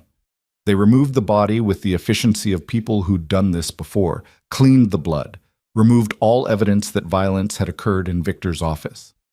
Within an hour, everything looked normal, perfectly normal, as if a man hadn't died there. Victor sat at his desk, his shoulder bandaged beneath a fresh shirt, his face still pale, but his composure restored. "You should go to your room, Mrs. DeLuca. It's been a long day." Clara hadn't moved from where she'd frozen near the door, watching the cleanup crew work. "You killed someone right here, and you're acting like it's nothing." "It's not nothing. It's unfortunate. But it was necessary." Victor's dark eyes met hers. "He came here to kill me. I defended myself. That's not murder, Mrs. DeLuca. That's survival." "And the cleanup? The disposing of evidence? That's survival too?" "That's practicality. The police would ask questions I don't have time to answer. This way is cleaner."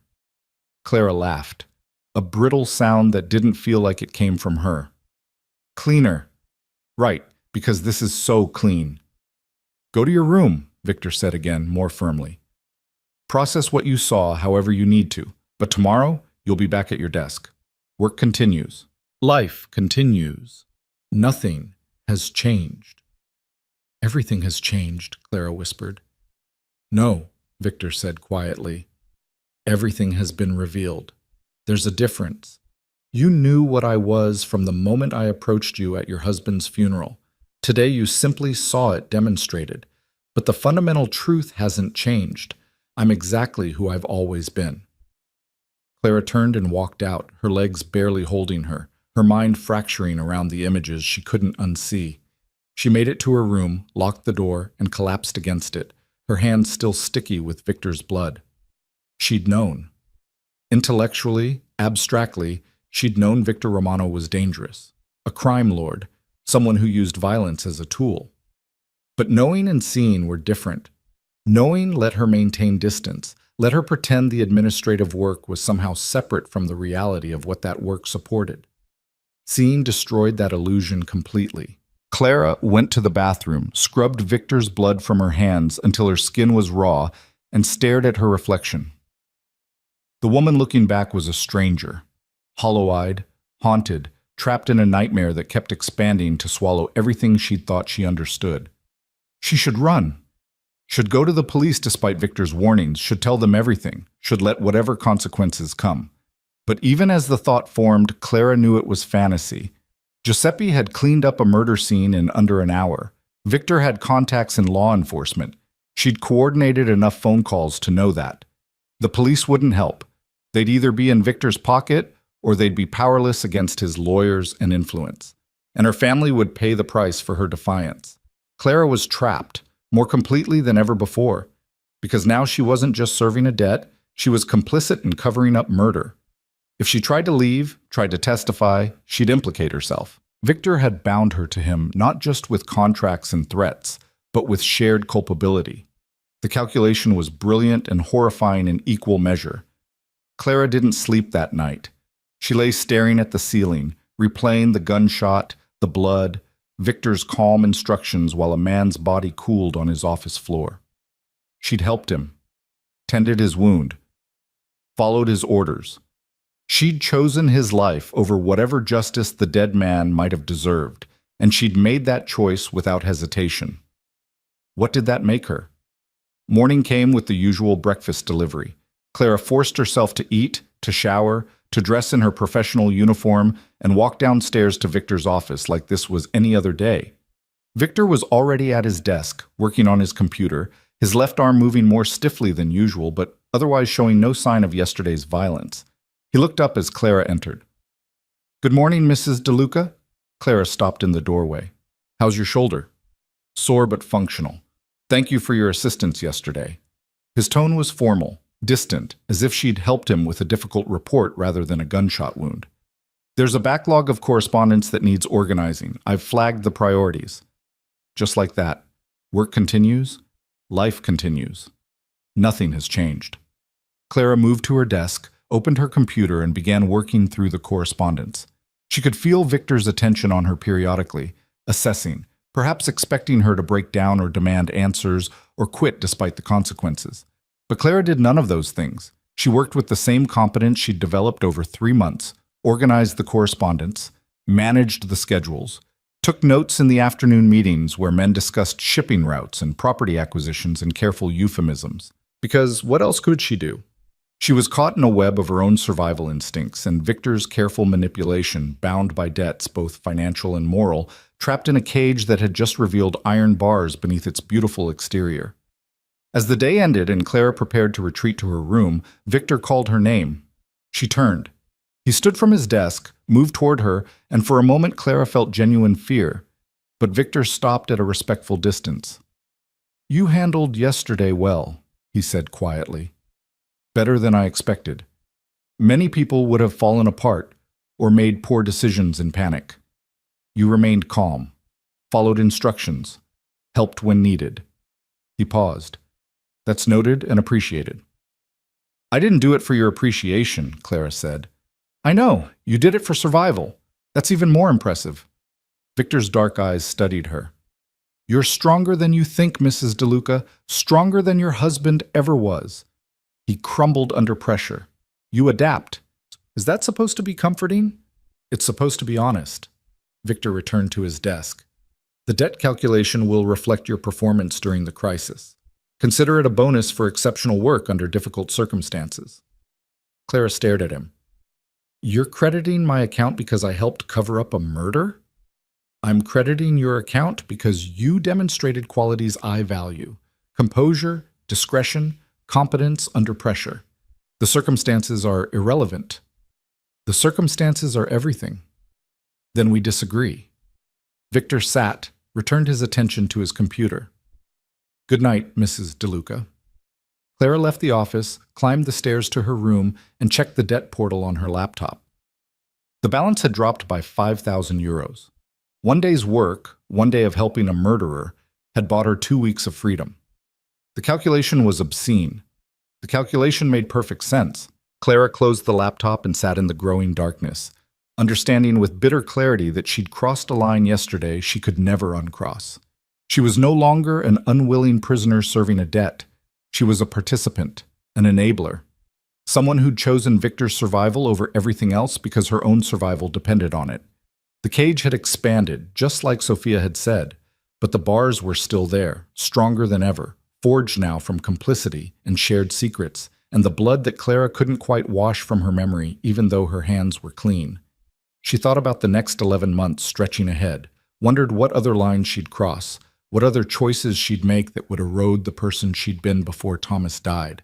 And Victor Romano spoke that single, terrible word. Debt. It wasn't just money anymore.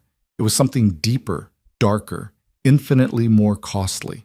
And Clara was paying it one impossible decision at a time, watching herself transform into someone she didn't recognize and couldn't quite bring herself to hate. Because that stranger in the mirror was still alive, still protecting her family, still surviving. And in Victor Romano's world, survival was the only currency that mattered.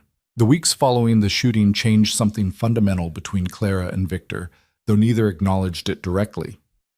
Clara found herself watching him more carefully now, noticing details she'd previously overlooked.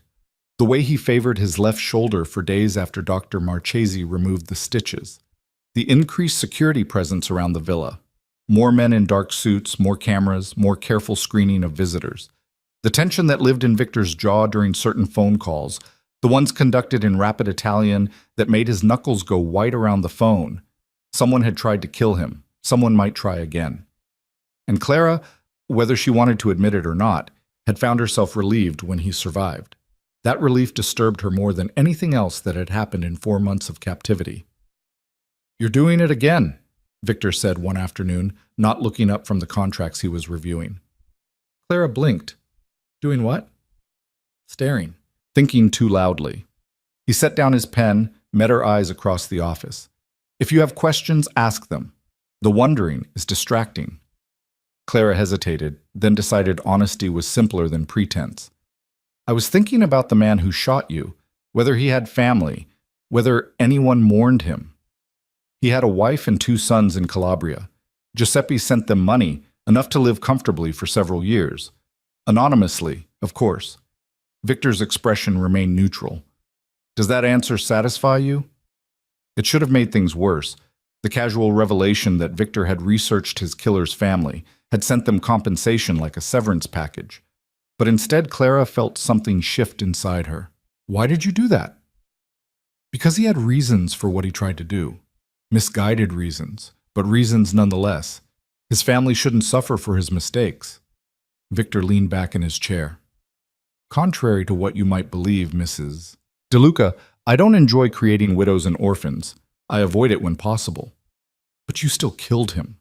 "Yes, because he would have killed me if I hadn't. That's how this world works. You make choices in split seconds and live with the consequences." Victor paused. "Or die with them." Clara returned to her work, but her mind churned with the contradiction. Victor Romano, who'd threatened her family and forced her into servitude, had sent money to his would-be killer's widow. Victor Romano, who ran a criminal empire built on violence and intimidation, was paying for 2 boys in Calabria to grow up without poverty. The man was a monster, and something more complicated in the same breath. And Clara didn't know what to do with that knowledge. The increased security meant changes to the villa's routines. Clara was instructed to vary her schedule, to avoid patterns that could be predicted and exploited.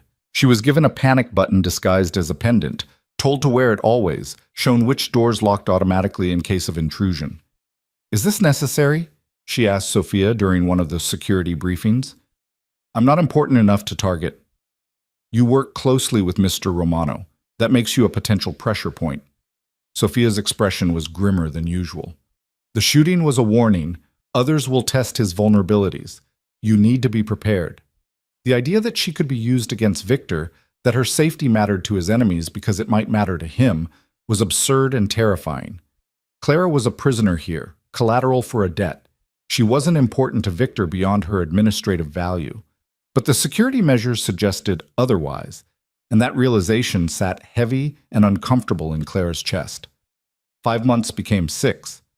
The summer heat pressed down on Naples, and the villa's air conditioning ran constantly. Clara's debt balance showed steady progress: 260,000, 243, 227. She'd crossed the halfway point without noticing exactly when. Less time remained than she'd already served. The thought should have filled her with relief. Instead, Clara felt something closer to disorientation. What would she do when this ended? Return to her empty apartment and her dead husband's lies? Resume teaching, pretending the past year hadn't fundamentally altered who she was? She'd spent 6 months managing a criminal empire's logistics. She'd covered up murder. She'd become complicit in activities she couldn't even name but knew were illegal. Who would she be when she walked out of Victor's villa? Certainly not the woman who'd entered it. "You're distracted today," Victor observed during an afternoon meeting with his financial advisors. Clara had missed noting an important detail, had to ask for a repeat of information she should have caught the first time. "Sorry," she murmured, refocusing on her laptop. After the advisors left, Victor remained at the conference table instead of returning to his office. "What's troubling you?" Clara debated deflecting, then decided against it. 6 months of working in close proximity had taught her that Victor respected honesty more than comfortable lies. "I was thinking about what happens when my contract ends, what I'm supposed to do with everything I know." "You'll sign a comprehensive non-disclosure agreement. Then you'll leave and rebuild your life however you choose." Victor's tone suggested this was obvious. "The debt will be paid. You'll be free."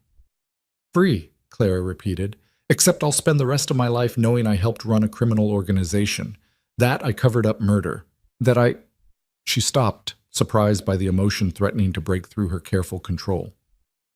"That you survived," Victor finished quietly. "You did what you had to do to protect yourself and your family. There's no shame in that." "You would say that. You're the one who forced me into this position." "Yes, and you've exceeded every expectation I had when I made that choice." Victor stood, moved to the window overlooking the city. "You were supposed to be adequate. Competent enough to handle administrative work but not exceptional. Instead, you've become indispensable. I trust you with information I wouldn't share with people who've worked for me for years. That wasn't part of the plan." Clara stared at his back, processing the admission. "What are you saying?" "I'm saying that when your contract ends, I'll offer you the opportunity to stay, not as a debtor, but as a genuine employee, at a salary that reflects your actual value." Victor turned, met her eyes. "You could leave Naples if you wanted, start fresh somewhere else with enough money to make it comfortable. Or you could stay and continue the work you've proven you're excellent at." The offer hung in the air between them, impossible and tempting in equal measure. Clara's first instinct was to refuse immediately, to reject any suggestion that she'd willingly continue working for Victor Romano.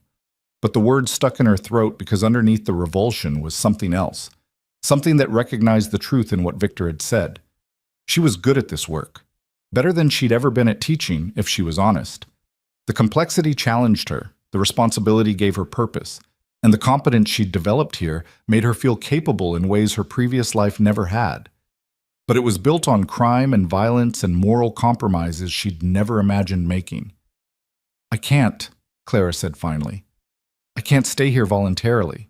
That would make me—" "What I am," Victor asked. "A criminal? You're already complicit, Mrs. DeLuca. Staying or leaving doesn't change what you've already done. It only determines whether you continue benefiting from the skills you've developed or try to pretend the past 6 months didn't happen. You're twisting everything. I'm being honest, something you claim to value." Victor returned to his desk. "You don't need to decide now. You have months remaining on your contract. But consider the offer. Think about what you actually want instead of what you think you're supposed to want." Clara left the conference room feeling like the ground had shifted beneath her feet. Victor's offer should have been insulting, proof that he'd never intended to truly let her go. Instead, it felt like recognition, like he'd seen something in her that she hadn't acknowledged in herself, that she belonged in this world more than she'd ever belonged in her old life. The realization was devastating and liberating in the same breath. That night, Clara lay awake thinking about choices and consequences and the person she was becoming. She thought about her mother, who still believed Clara was processing grief with friends, about her sister, who'd stopped calling after Clara's third vague excuse about being too busy to visit. About the life she'd had before Thomas died. Quiet, predictable, safe. She didn't miss it. That was the truth she'd been avoiding for months. She didn't miss teaching kids who barely paid attention. Didn't miss the apartment she'd shared with a liar. Didn't miss being invisible in her own life. Just the quiet wife who made dinner and asked no questions. Here, she mattered. Her work had consequences. Victor relied on her judgment, trusted her competence, treated her like an equal in their professional interactions despite the fundamental inequality of their relationship.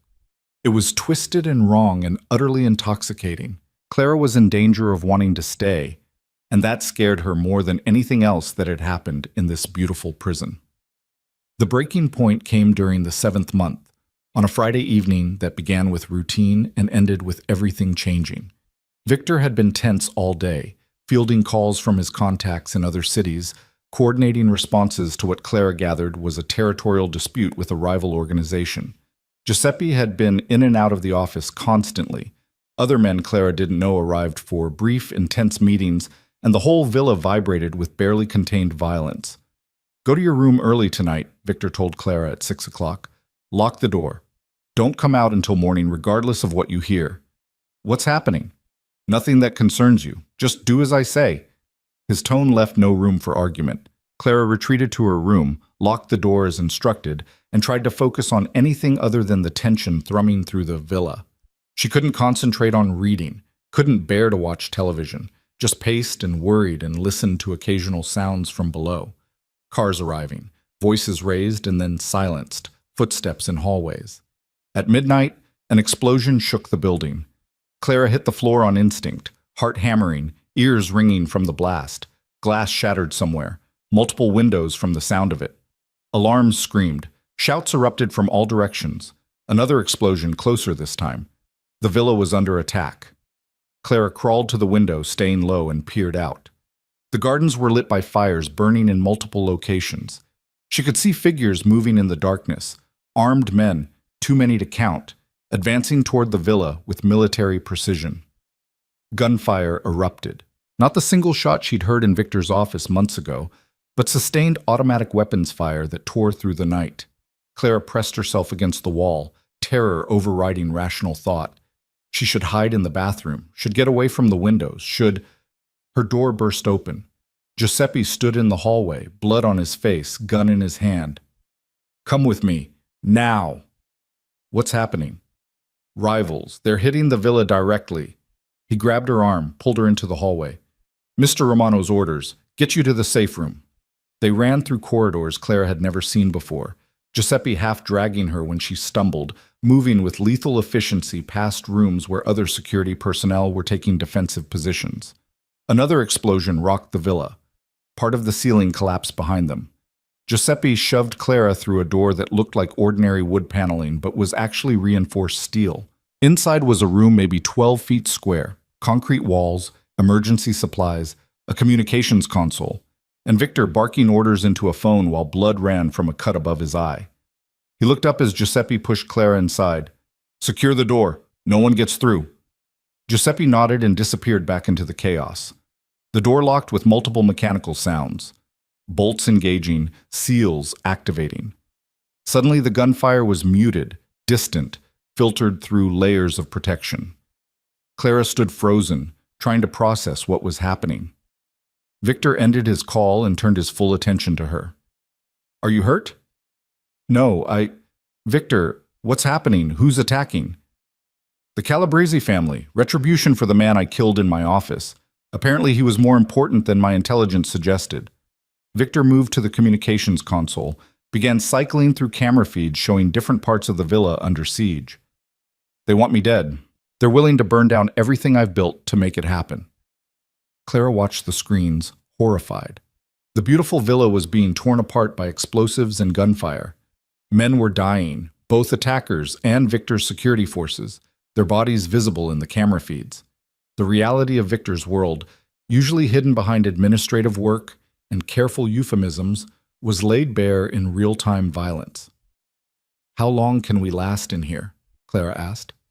"Days if necessary, but I've called in reinforcements. This will be over in an hour." maybe 2. Victor's voice was calm, controlled, completely at odds with the destruction visible on the screens. They made a tactical error attacking my headquarters directly.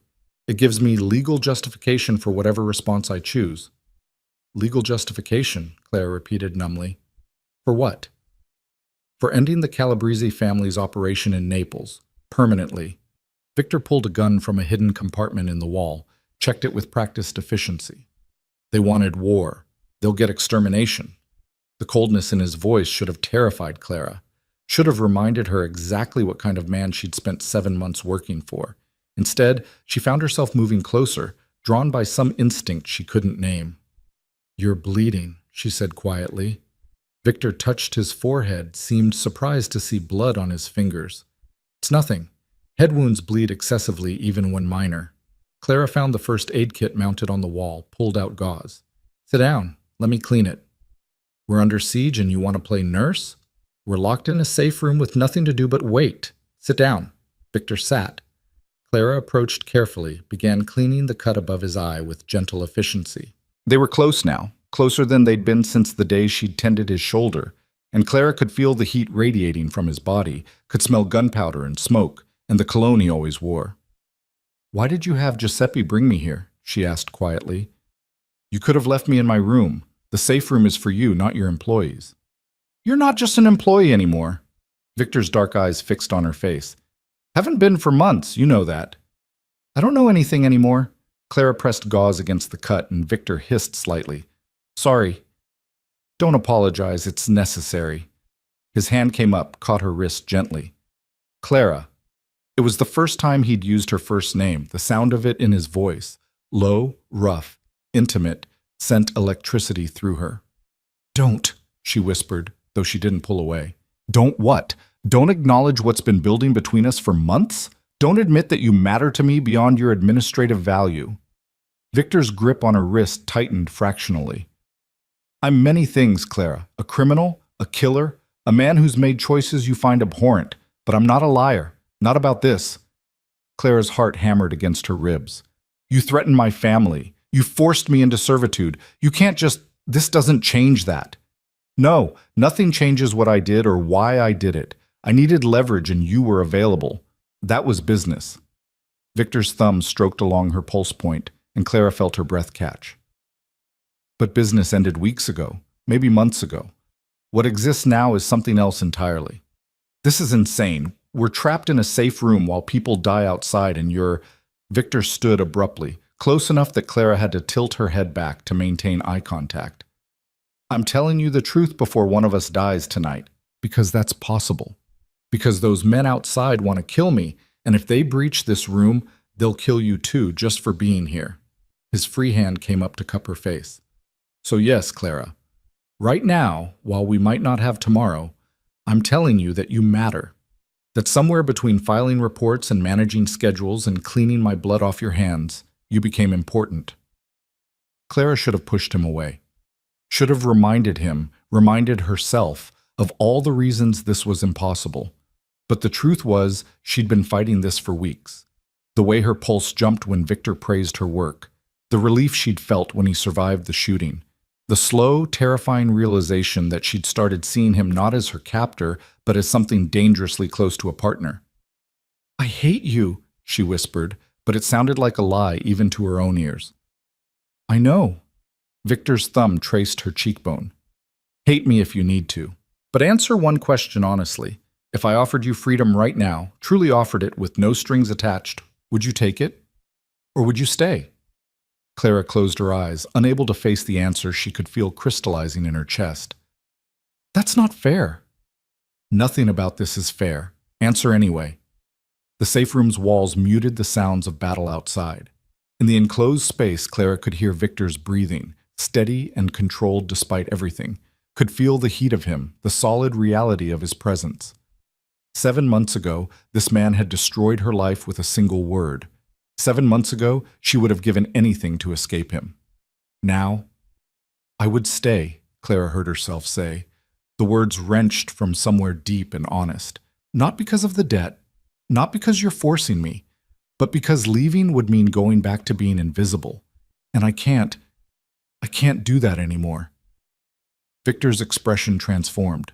Not a smile exactly, but something raw and genuine that Clara had never seen before. Then stay. When this is over, when the debt is paid, stay because you choose to. Stay because you belong here as much as I do. I don't belong in your world. You've been living in it for 7 months. You've been excelling in it. The only difference between us is that I accepted what I am years ago, and you're still fighting it. Victor's hand slid into her hair. Stop fighting, Clara. Just for tonight. Let yourself want what you want. Clara's resistance crumbled like a sandcastle against the tide. She'd been so careful for so long, maintaining professional distance, pretending the growing connection between them was one-sided or imagined or anything other than the truth currently burning through her veins. But the truth was unavoidable now, laid bare by crisis and proximity, and Victor's dark eyes seeing straight through every defense she'd built. She wanted him. Had wanted him for weeks, maybe longer. Wanted the dangerous intelligence behind those eyes. Wanted the competence and control he wielded like weapons. Wanted the man who'd sent money to his killer's family and locked her in a safe room to protect her from violence she'd never asked to be part of. It was twisted and wrong and utterly consuming. This doesn't fix anything, Clara said, her voice breaking. You still took everything from me. Yes, and you took something from me without realizing it. Victor's forehead touched hers. My certainty. My control. The careful distance I maintained from everyone in my life. You destroyed all of it just by being competent and brave and refusing to break. The confession felt more dangerous than anything Clara had witnessed in 7 months. More dangerous than guns and explosions and men dying in gardens. Because this was real, genuine emotion from a man who'd built an empire on never showing weakness. Clara made a choice. Probably the worst choice she'd ever made, or possibly the most honest. She closed the distance between them and kissed him. Victor responded instantly, his arms coming around her like he'd been waiting for permission, like he'd been holding back for months and finally didn't have to anymore. The kiss was nothing gentle. It was heat and hunger and 7 months of tension finally breaking, and Clara lost herself in it completely. They broke apart only when breathing became necessary. Victor's pupils were blown wide, his control visibly fraying. Clara, don't talk, she whispered. Don't rationalize or explain or try to make this make sense. Just... He kissed her again, and rational thought dissolved. They were trapped in a safe room while Victor's empire burned outside, and none of it mattered because Clara had finally stopped lying to herself about what she wanted. She wanted this, wanted him, wanted the dark connection they'd forged through debt and work and shared secrets. It was madness. It was inevitable. It was the only honest thing that had happened since Thomas died, and Victor Romano walked into her life with destruction in his wake. The battle outside continued. Reinforcements arrived. Clara heard Victor's phone buzzing with updates he ignored. The siege ended not with a dramatic finale, but with a gradual quieting of gunfire, a return to tense silence. An hour passed, maybe more. Clara lost track of time in the safe room's isolation, lost track of everything except Victor's hands and mouth, and the way he looked at her like she was the only thing that mattered in a world trying to kill him. Eventually, a knock came at the door. Giuseppe's voice calling through the reinforced steel. Mr. Romano, the villa is secure. The Calabrese forces have retreated. We have casualties, but the threat is neutralized. Victor pulled away from Clara slowly, visibly forcing himself back into the controlled mask he wore for the world. He pressed the intercom. Confirmed dead? 17 hostiles, ours pistols. 3 of ours. Building damage is extensive but contained to the east wing and gardens. Dr. Marchesi is treating the wounded. Good. I'll be out in 5 minutes. Secure the perimeter and prepare a full report. Victor released the intercom and turned back to Clara. She sat on the safe room's narrow bench, her lips swollen from kissing, her professional appearance thoroughly destroyed. Reality was flooding back, cold and uncomfortable. What did we just do? We acknowledged the truth.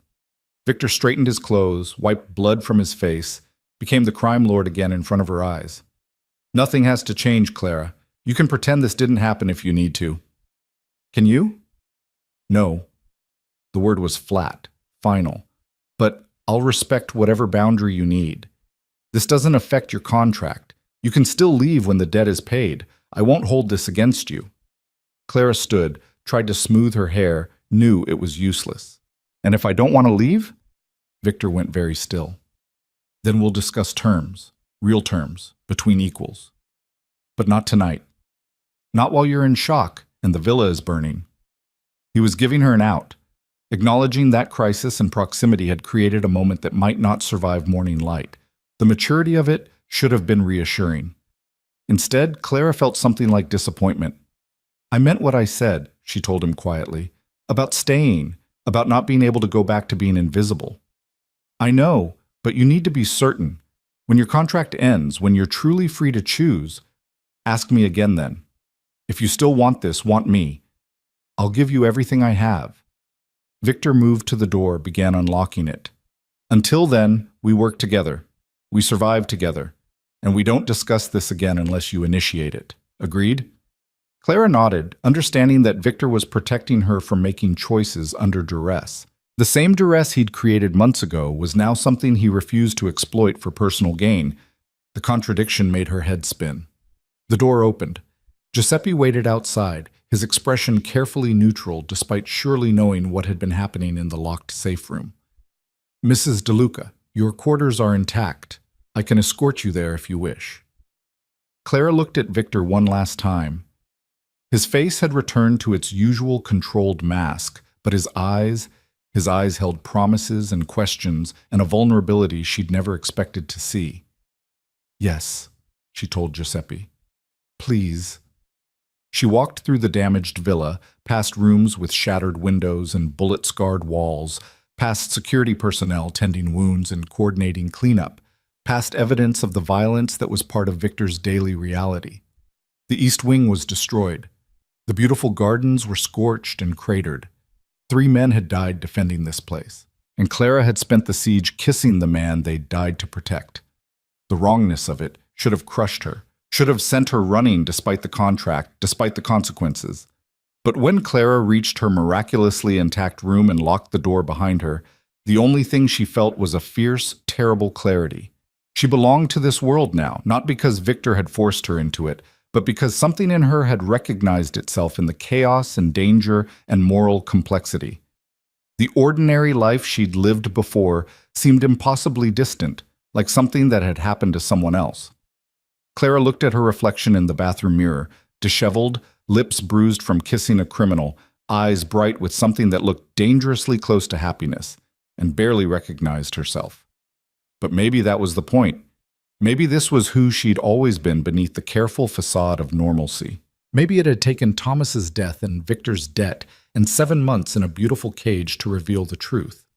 She was stronger than she'd known, braver than she'd imagined, capable of surviving in a world that would have destroyed the woman she used to be. And she was falling for the man who dragged her into that world, which was either the worst mistake she'd ever make or the most honest thing she'd ever admitted. Time would tell which. But Clara knew with bone-deep certainty that when her contract ended and Victor offered her the choice to stay, she would say yes. Not because she had to, but because for the first time in her life she knew exactly where she belonged, even if that place was beside a monster, even if it meant embracing the darkness she'd discovered in herself, even if the price was everything she used to believe about right and wrong. Clara DeLuca had died at her husband's funeral. The woman who remained was someone new. Someone dangerous. Someone who could stand in the ashes of a siege and feel alive instead of afraid. Someone who could choose Victor Romano's world and mean it. The debt would be paid in 5 more months. But the real question, the one that mattered, wasn't about money anymore. It was about who Clara would be when freedom came, and whether the woman she'd become could ever go back to pretending she was anything other than exactly what she was. The answer, Clara suspected, was already written in the space between her heartbeat and Victor's dark eyes, watching her across a safe room while the world burned outside. She would stay. When the time came, when the choice was truly hers, she would stay. And everything else would have to catch up to that truth. The morning after the siege arrived with deceptive normalcy. Clara woke to her usual breakfast delivery, dressed in clothes that somehow still looked professional, despite everything that had changed, and walked downstairs through a villa that bore the scars of last night's violence. Workers were already repairing damaged walls, replacing shattered windows, erasing evidence of the attack with efficiency that suggested they'd done this before. Victor's office had escaped major damage. Clara found him already at his desk, reviewing what looked like security reports, his face showing no sign of the intimacy they'd shared in the safe room. He looked up as she entered, and for a moment their eyes met, a conversation happening in silence that acknowledged everything and committed to nothing. "Good morning, Mrs. DeLuca," he said formally. "I trust you slept adequately despite the circumstances." The professional distance was deliberate, Clara understood. A boundary re-established in daylight, giving her space to process what had happened without pressure. She appreciated it even as part of her wanted to cross the room and continue what they'd started. "Well enough," Clara replied, moving to her desk. "What's the damage assessment?" "Extensive, but manageable." The Calabrese family made their statement. "Now, I'll make mine." Victor's voice held the cold certainty that had terrified Clara months ago, but now felt almost familiar. "Giuseppe is coordinating our response. By week's end, the Calabrese organization in Naples will cease to exist." Clara should have been horrified by the casual promise of destruction. Instead, she found herself asking practical questions. Will that create power vacuum issues? Other families moving in to claim territory? Victor's expression flickered with something that might have been approval. "Already anticipated. I've reached out to allies in Rome and Milan. The transition will be controlled, beneficial to all parties who matter." He paused. "You're thinking strategically, like someone who plans to be here long term." "I'm thinking like someone who spent 7 months learning how your world operates," Clara said carefully. "Whether that translates to long-term involvement remains to be seen." "Fair enough." Victor returned his attention to the reports. "For now, business continues. I need you to coordinate with Marco on the port acquisitions we discussed last month. The Calabrese attack delayed the timeline, but the opportunity window is still open if we move quickly." They fell into their usual rhythm: work requests and confirmations, schedules coordinated, information flowing between them with the practiced efficiency of 7 months' collaboration. To any observer, nothing had changed. But Clara felt the difference in every interaction, every moment their eyes met across the office, every careful maintenance of professional distance that barely concealed the truth underneath. Something fundamental had shifted. They both knew it. They were both choosing not to address it yet. The day passed in controlled chaos. Victor conducted damage control with his various operations, Clara managed the logistics of rebuilding and business continuity, and the villa slowly returned to functionality around them. By evening, the worst of the physical damage was contained, temporary repairs in place, permanent reconstruction scheduled. As Clara prepared to leave for the night, Victor called her name. She turned, found him standing from his desk with an expression that looked almost uncertain, an unfamiliar vulnerability that made her heart catch. "Walk with me," he said. "Please." It wasn't an order, it was a request, and the difference mattered. Clara nodded. They walked through the villa's restored hallways in silence, out into gardens that still bore scorch marks and crater damage, but were already being tended by groundskeepers working under floodlights. The evening air was warm, fragrant with flowers that had survived the siege. "I meant what I said last night," Victor said finally, stopping near a fountain that had somehow escaped damage. "About you mattering, about wanting you to stay when the contract ends. But I need you to understand what that would mean." Clara waited, letting him work through whatever he needed to say. "This life, my life, it's dangerous. Last night proved that. There will always be people who want to hurt me, and anyone close to me becomes a target." Victor's jaw tightened. "If you stay, if we pursue what started in that safe room, you accept that risk. You accept living with security details and panic rooms and the possibility that someday someone might succeed where the Calabrese family failed." "I know," Clara said quietly. "Do you? Really?" Victor turned to face her fully. "You've been protected here, isolated from the worst of it. But staying voluntarily, becoming my partner in truth, that's different. That's choosing to live in the crosshairs permanently." "You live there," Clara pointed out. "Why should I be more afraid than you are?" "Because I've made peace with it. I've accepted that this life might end violently, but you—" He stopped, seemed to struggle with words. "You didn't choose this initially. It was forced on you. I need to know you understand the difference between adaptation and genuine choice. Clara moved closer, close enough to see the genuine concern in Victor's dark eyes. This wasn't manipulation or strategy. This was a man trying to protect someone he cared about, even if that meant protecting her from himself. Victor, she said, using his first name deliberately. I've had 7 months to understand exactly what your world entails. I've covered up murder. I've managed criminal logistics. I've survived a siege and treated your wounds and learned to read the patterns in violence. You're not revealing anything I haven't already lived. But you were trapped, serving a debt. At first, yes, but somewhere along the way, probably weeks ago, if I'm honest, I stopped feeling trapped. I started feeling competent, valued, like I was finally using my mind for something that mattered instead of teaching multiplication tables to bored children. Clara held his gaze. The debt is almost paid. Another 5 months and I could walk away free. But I already know I won't. Not because you forced anything, but because leaving would mean giving up the only place I've ever felt like I belonged. Victor's hand came up to cup her face, the gesture achingly gentle. You belong in safety, Clara. In normalcy. In a life where men don't attack your home with explosives. I belonged in that life, Clara corrected. Past tense. That woman died with her husband. What's left doesn't fit in normal anymore. She leaned into his touch. I'm not afraid of your world, Victor. I'm afraid of going back to pretending I'm someone I'm not. Then you're either the bravest person I've ever met or the most damaged. Maybe both. Clara smiled without humor. Thomas's lies damaged me. Your debt enslaved me. But somewhere in the wreckage, I found something real, something honest, and I'm not willing to give that up just because it comes wrapped in danger. Victor kissed her then, soft and careful, like she was something precious he was afraid of breaking. When they pulled apart, his forehead rested against hers.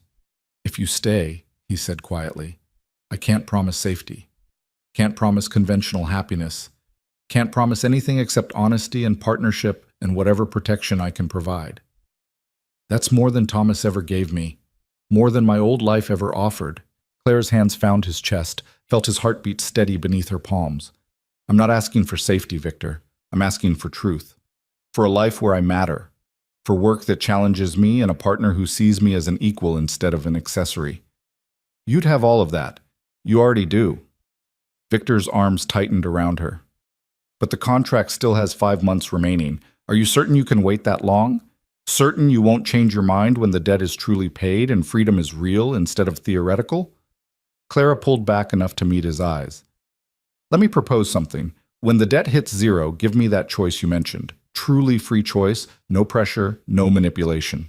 Ask me to stay. And I'll give you my answer then. One that comes from absolute freedom instead of any shadow of obligation. And until then? Until then, we work together. We rebuild after the siege. We finish what needs finishing. Clara hesitated, then added more softly, and we figure out what this is between us without the debt complicating it. No more safe room confessions under siege conditions, just slow honesty. If it's real, it'll survive 5 months of patience. Victor studied her face like he was memorizing it. You're asking me to wait, to give you space while the last of your obligation plays out. I'm asking for the same respect you showed last night, protection from making choices under duress, even if the duress is attraction instead of fear. Clara managed a small smile. You said you wanted equals. Equals get time to choose freely. You're right, and I hate that you're right. Victor released her reluctantly. 5 months then. We maintain professional boundaries. We finish your contract properly. And when the debt is paid, I ask and you answer with complete freedom. Agreed. They stood in the damaged garden, the agreement hanging between them like a promise and a challenge. 5 months of working together while something unnamed and powerful built in the spaces between professional interaction. 5 months of proving whether what they'd found in crisis could survive in calm. Clara thought it could, thought it already had, building slowly through shared work and mutual respect and the recognition of two people who saw each other clearly, despite every reason not to. But time would tell. And for once, Clara had time, had control, had choice. It felt like freedom. The next 5 months unfolded with a rhythm that was both familiar and entirely new. Clara continued her administrative work with the competence that had become second nature. She coordinated Victor's rebuilt security protocols, managed the complex logistics of absorbing Calabrese territories into Victor's organization, handled communications with increased authority as Victor's trust in her judgment grew absolute. The villa was restored room by room, the gardens replanted and redesigned with better defensive positions disguised as landscaping. New security personnel were hired, vetted with exhaustive thoroughness. Dr. Marchesi became a regular presence, treating minor injuries and providing medical oversight that suggested he was far more than a simple general practitioner. Clara's debt balance decreased steadily. 200,000 became 175, then 150, then 125. Each month brought her closer to freedom, and each month made that freedom feel less like escape and more like the beginning of something chosen. She and Victor maintained careful boundaries. Their interactions stayed professional. Meetings, reports, strategic discussions conducted with the formality of colleagues rather than the intimacy of what they'd shared in the safe room. But underneath ran a current of awareness, of anticipation, of mutual recognition that they were building toward something neither wanted to rush. Occasionally their hands would brush passing documents. Sometimes their eyes would meet across the office and hold a moment longer than necessary.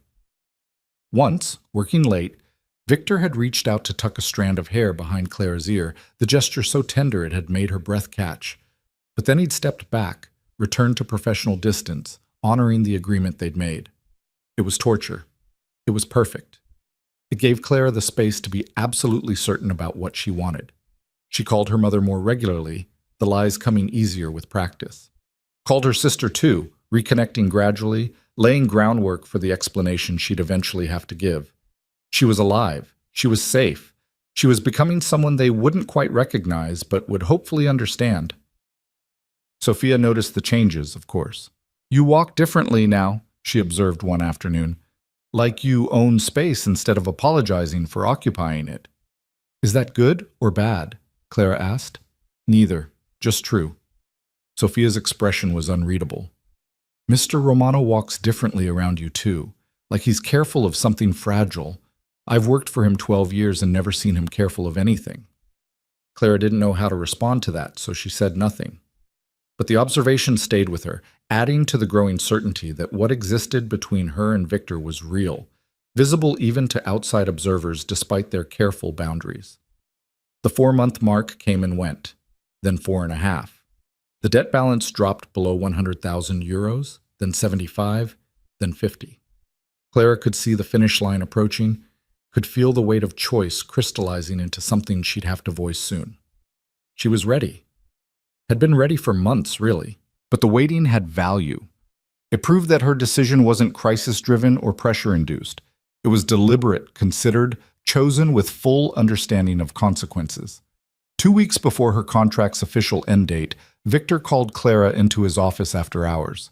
She found him standing at the window overlooking the restored gardens, hands in his pockets, shoulders tense in a way that suggested whatever he needed to discuss wasn't easy. "The debt balance will zero out next Friday," he said without preamble. "Giuseppe has prepared the final documentation. Once you sign, you're legally free of all obligations to me or my organization."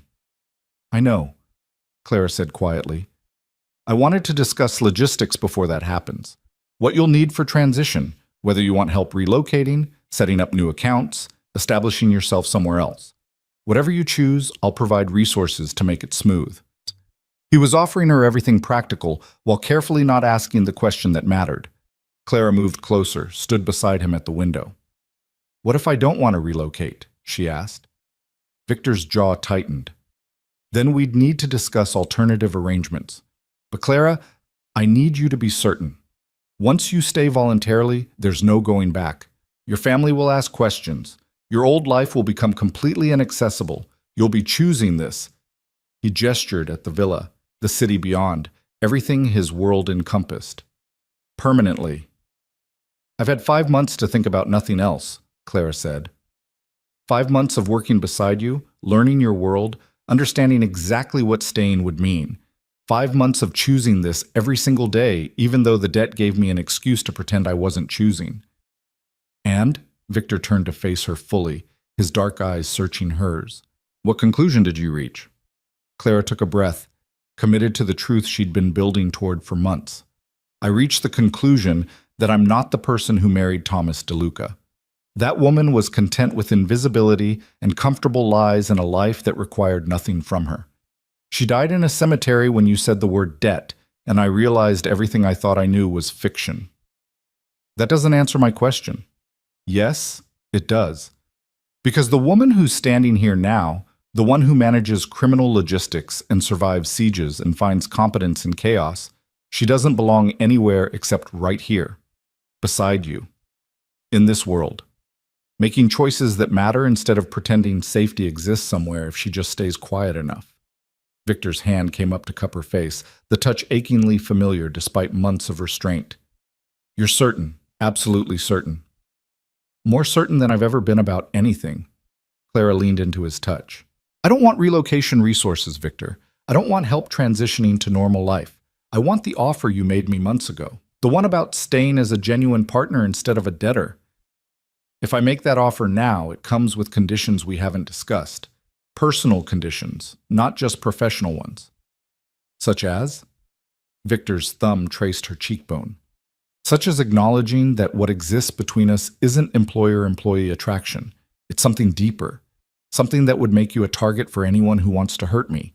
Something that would bind us together in ways that go far beyond business partnership. Clara's heart hammered. Are you saying what I think you're saying? I'm saying that if you stay, I want all of you.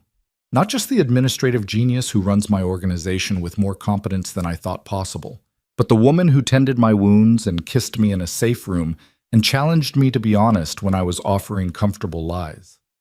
Victor's voice dropped lower, rougher. I'm saying I want a partner in every sense. Someone who stands beside me, not behind me. Someone I trust with everything, my business, my life, my secrets, my vulnerabilities. That's... Clara's breath caught. That's not what I expected. What did you expect? An employment offer, decent salary, professional respect, maybe continued personal involvement on the side.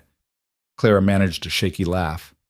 Not a declaration that sounds dangerously close to, love, Victor finished. Is that what you hear? Is that what you mean? Victor pulled her closer, close enough that Clara could feel his heartbeat, could see the vulnerability in his eyes that he'd shown only once before in the safe room during the siege. I mean that I've built empires and destroyed rivals and controlled more territory than most men dream of. But none of it felt like winning until you walked into my office every morning and made chaos into order with nothing but intelligence and determination. I mean that you terrify me because you're the only person alive who could truly destroy me, not through violence, but by choosing to leave. I mean... He paused, seemed to struggle with words. I mean that yes, Clara. What I feel for you is love, even though I didn't think I was capable of it anymore. Clara's vision blurred. She'd prepared herself for attraction, for partnership, for professional respect evolving into personal connection. But this, Victor Romano, ruthless crime lord, admitting love with the same unflinching honesty he brought to everything else, this she hadn't anticipated. You can't love me, she whispered. You threatened my family. You forced me into servitude. You built this entire relationship on coercion and debt. Yes, and you should hate me for all of it. You should take your freedom next Friday and disappear to somewhere I'll never find you. Victor's arms tightened around her. But you won't, because somewhere in the wreckage I created, we found something real, something that grew despite every reason it shouldn't, and I hope, you feel it too. Clara did. Had felt it building for months, had fought against it and surrendered to it in equal measure, had learned to stop questioning why her heart responded to the man who'd destroyed her old life and given her a new one. I do, she admitted. I feel it.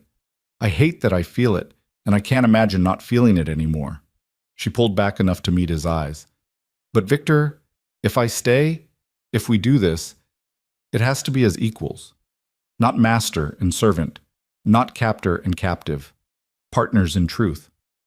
Agreed, which means you get equal say in decisions, equal authority in the organization, equal everything. Victor's expression was fierce. I don't want an assistant who happens to share my bed, Clara. I want a partner who challenges me, who calls me on my mistakes, who makes this empire stronger because her mind is as sharp as mine. That's a lot of responsibility. You've been handling it for months already. Making it official just acknowledges reality. Clara felt something settle into place, the last piece of certainty she'd needed. Then, yes, when the contract ends, when I sign those papers Giuseppe prepared, I'm staying, not as an employee, as your partner, in every sense you just described. Victor kissed her then, deep and claiming and full of the want they'd been restraining for 5 months. Clara surrendered to it completely, letting herself fall into the connection they'd been building through careful distance and professional boundaries and mutual honoring of her need for free choice. When they finally broke apart, both breathing hard, Victor rested his forehead against hers. Next Friday can't come soon enough. We've waited 5 months. We can wait 1 more week. Barely. Victor's hands mapped her spine, her shoulders, her face, like he was memorizing her through touch. I want to do this right, Clara. I want you to sign those freedom papers and walk away from the debt with absolutely no obligation. Then I want to ask you properly. No pressure, no coercion, just an honest offer between equals. And I'll give you an honest answer. Clara smiled against his mouth. Though you already know what it'll be. Say it anyway. When the time comes, I need to hear it without any shadow of debt between us. Then you'll hear it. Clara pulled back reluctantly. But for now, we should probably maintain some boundaries. 1 more week of professionalism before we completely destroy the employer-employee fiction. Victor groaned. You're cruel. I'm careful. There's a difference. Clara straightened her clothes, tried to restore some semblance of professional appearance. Besides, anticipation makes things better, or drives people insane. That too. Clara moved toward the door, paused to look back. For what it's worth, Victor, I love you too. Have for weeks, probably. Maybe longer. I just needed time to be sure it was real and not some twisted version of Stockholm Syndrome. Victor's expression transformed, raw emotion breaking through the controlled mask in a way that made Clara's chest tight. And you're sure now? Completely. The debt forced proximity, but what grew from that proximity, that's real. That's chosen. That's worth building a life on. She left before Victor could respond, before they could tumble into the intimacy they'd been restraining for months. 1 more week, 7 days of professional distance while Clara's contract wound to its conclusion and freedom became real. Then she'd make her choice official, and everything would change. The final week passed with agonizing slowness and surprising speed simultaneously.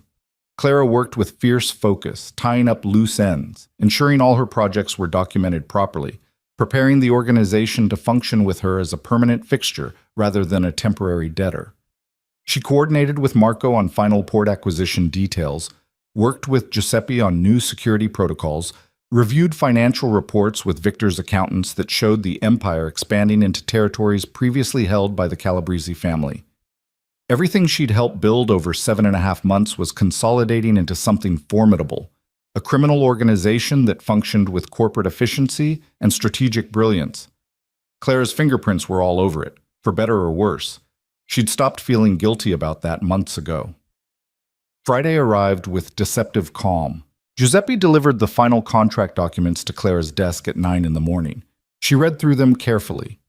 Legal language confirming all debts paid in full, all obligations satisfied, all agreements between Clara De Luca and Victor Romano dissolved completely.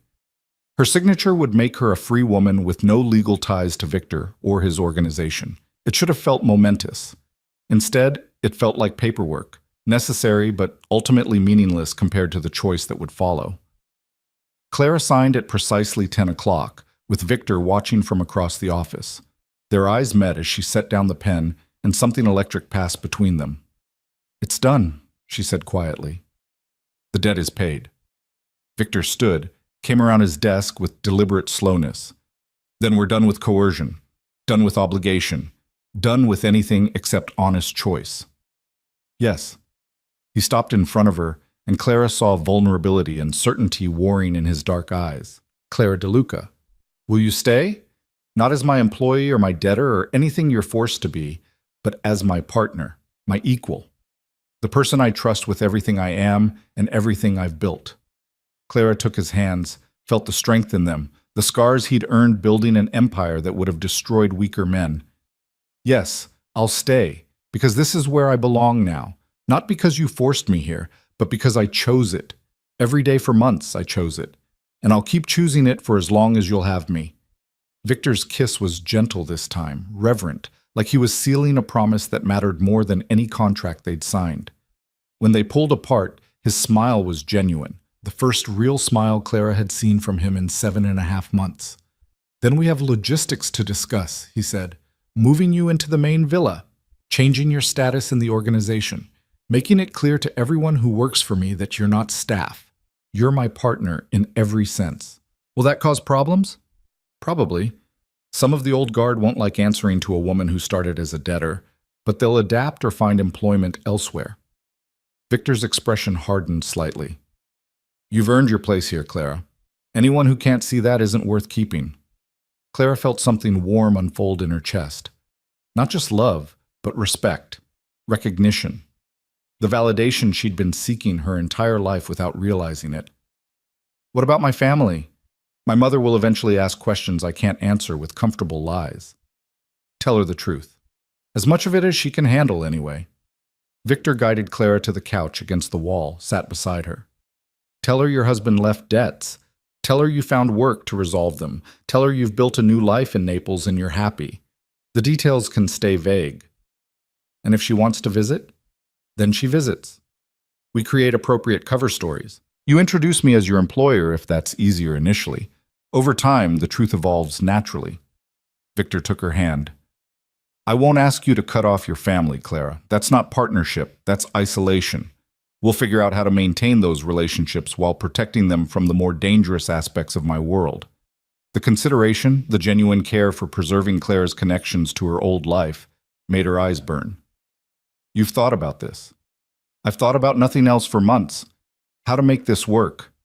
How to give you everything you deserve without destroying what matters to you. Victor's thumb traced patterns on her palm.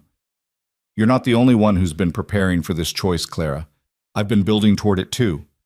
Clara leaned into him, let herself rest against his shoulder with the ease of someone who'd finally found home. So what happens now? We just continue? Work together? Live together? Build this empire into something even more impressive? Essentially, yes, though I should probably make one thing clear. Victor shifted to look at her directly. This isn't temporary. What I'm offering, what I'm asking for, it's permanent. I don't do casual relationships, Clara. If you're staying for real, building a life, not just passing time. The intensity should have been overwhelming. Instead, Clara felt certainty crystallize into something diamond hard and unbreakable. Good, because I don't do casual either. When I commit completely. Even to a criminal, even knowing what I am and what I've done. Especially to you, because you're the first person who ever saw me clearly, not as someone's wife or a teacher or a convenient servant, but as myself, capable and strong and worth trusting with real responsibility. Clara cupped his face. You destroyed my old life, Victor, but you gave me a real one in exchange. That's worth more than comfortable normalcy ever was. Victor kissed her again, deeper this time, and Clara felt 7.5 months of restraint finally breaking into something honest and mutual and chosen. They had time now. Had freedom. Had the certainty that came from choosing each other with eyes wide open and understanding complete. When they finally pulled apart, Victor smiled with something that looked like relief. I should probably warn you, partnership in my world comes with expectations. You'll need security training. You'll need to learn to handle weapons. You'll need to understand defensive protocols beyond what you've picked up passively. Because I'm a target now, Shim, Clara said. Because you're important. And important people in my world need to be able to protect themselves. Victor stood, pulled her up with him. But that's logistics for another day. Right now I want to show you the rest of the villa. The parts you haven't seen because they were private. Clara let him lead her through the villa, through rooms she'd never been allowed to enter. Victor's private quarters, his personal study, The library that held first editions worth more than Clara's former apartment. The rooftop terrace with views that stretched across all of Naples. Each space was revealed like a gift, like Victor opening parts of his life that had been locked away from everyone. They ended in his bedroom, all dark wood and expensive linens and floor-to-ceiling windows overlooking the city. Clara had imagined this room during long nights in her guest quarters, had wondered what it looked like, whether she'd ever see it as anything other than forbidden territory. Now she stood in the doorway while Victor watched her with an expression that mixed want and patience and a question he wasn't quite asking. "Is this moving too fast?" he asked quietly. "We don't have to. I can wait as long as you need." Clara shook her head. "We've been moving toward this for 7.5 months. That's not fast, that's inevitable."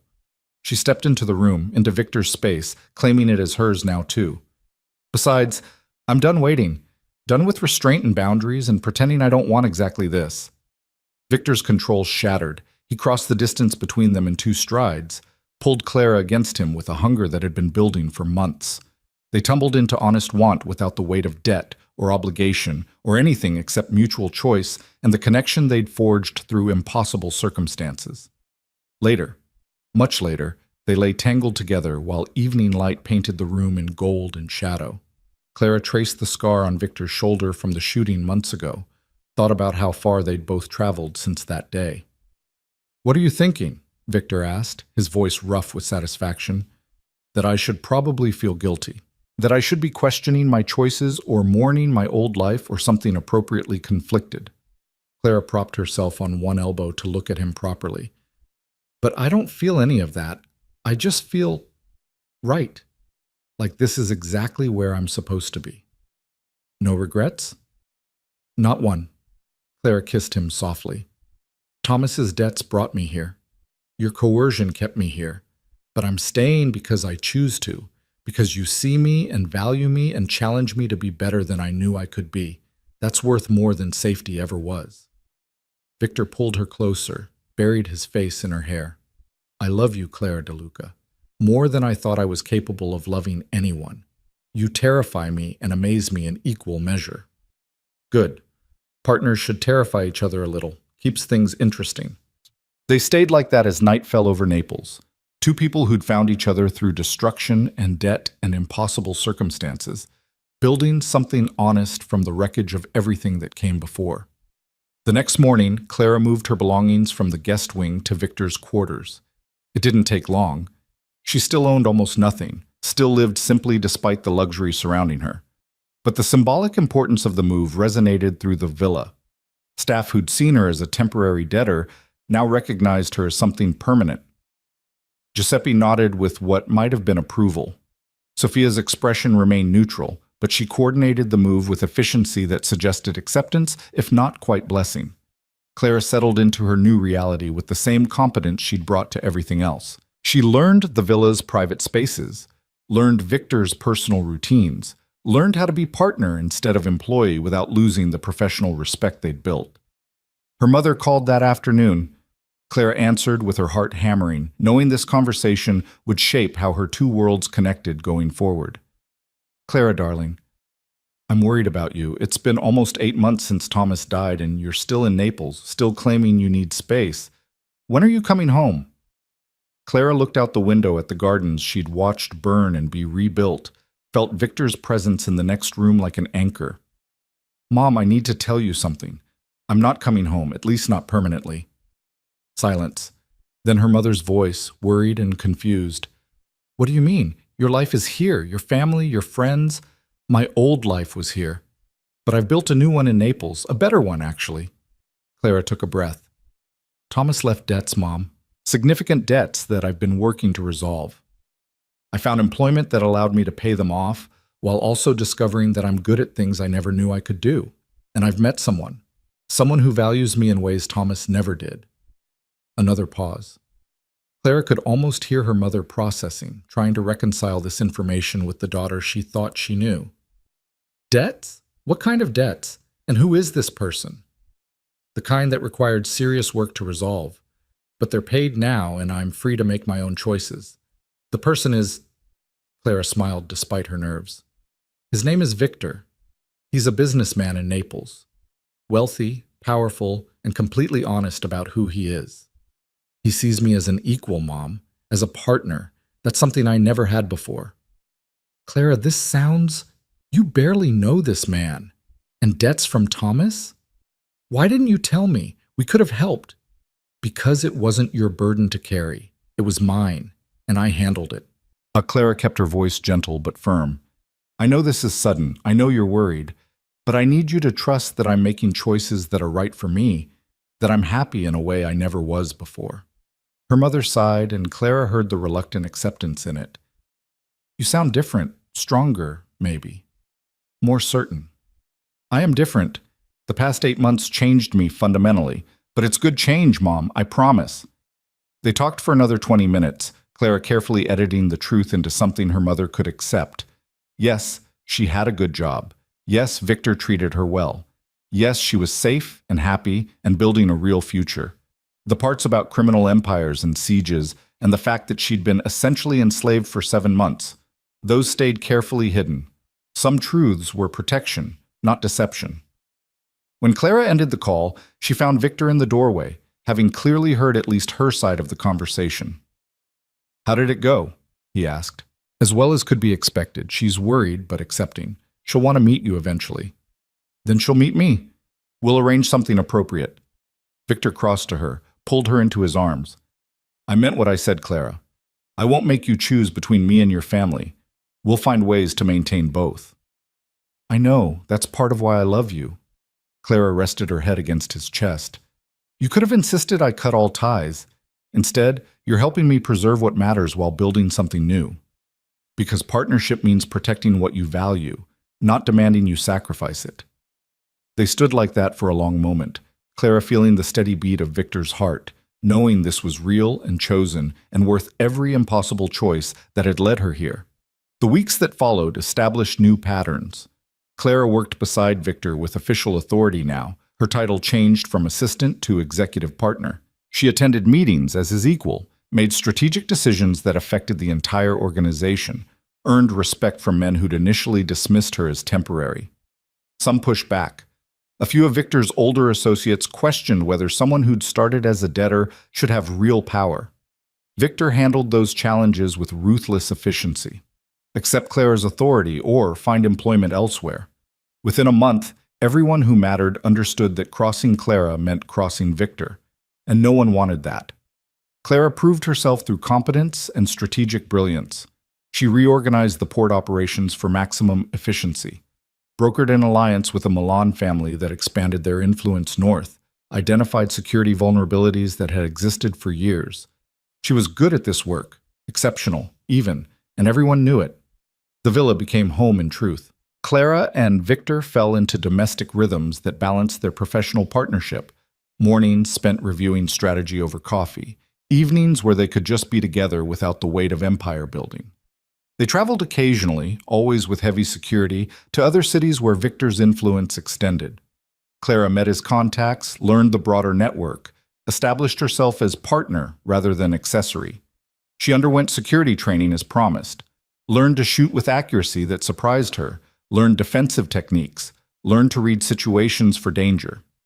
Giuseppe conducted most of the training with professional detachment, and Clara suspected he respected her more for taking it seriously rather than assuming Victor's protection was sufficient.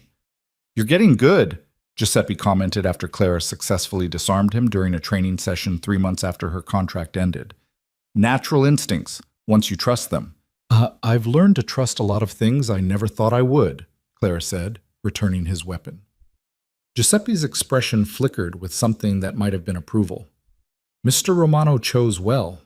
Not many people could handle this transition. Survive it, yes, but thrive in it? That takes strength most don't have. The acknowledgement meant more than Clara expected. Giuseppe had watched her journey from terrified debtor to competent partner, had probably questioned whether she'd survive at all. His respect felt earned, legitimate. 6 months after the contract ended, Clara and Victor hosted a dinner for his key associates, a formal event that served dual purposes of business coordination and public declaration of Clara's permanent status.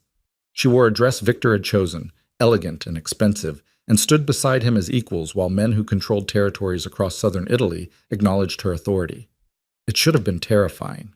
Instead, Clara felt powerful, competent, like she'd finally found the space where she belonged. During the dinner, Marco approached her with a question about shipping schedules. They discussed logistics for 10 minutes, Clara providing solutions that Marco accepted with professional respect. When he walked away, Victor leaned close. "You're magnificent," he murmured. "Watching you command respect from men who've been in this business for decades, it's better than I imagined." "You imagined this?" Clara asked. "Since the day you signed the contract, maybe before. I saw potential in you that you didn't see in yourself." Victor's hand found hers under the table. "I'm glad you stayed long enough to discover it too." Clara squeezed his hand, feeling the truth of that statement settle into her bones. She had discovered potential she'd never known existed, had become someone stronger, sharper, more capable than the woman who'd stood at her husband's funeral 8 months ago. That woman was gone completely now. What remained was someone who could navigate criminal empires with the same competence she'd once brought to organizing classroom supplies. Someone who could love a dangerous man and build a life in shadows without losing herself in the process. Someone who'd chosen her fate freely and lived with the consequences without regret. The dinner ended late. Guests departed with promises of continued alliance and profitable ventures.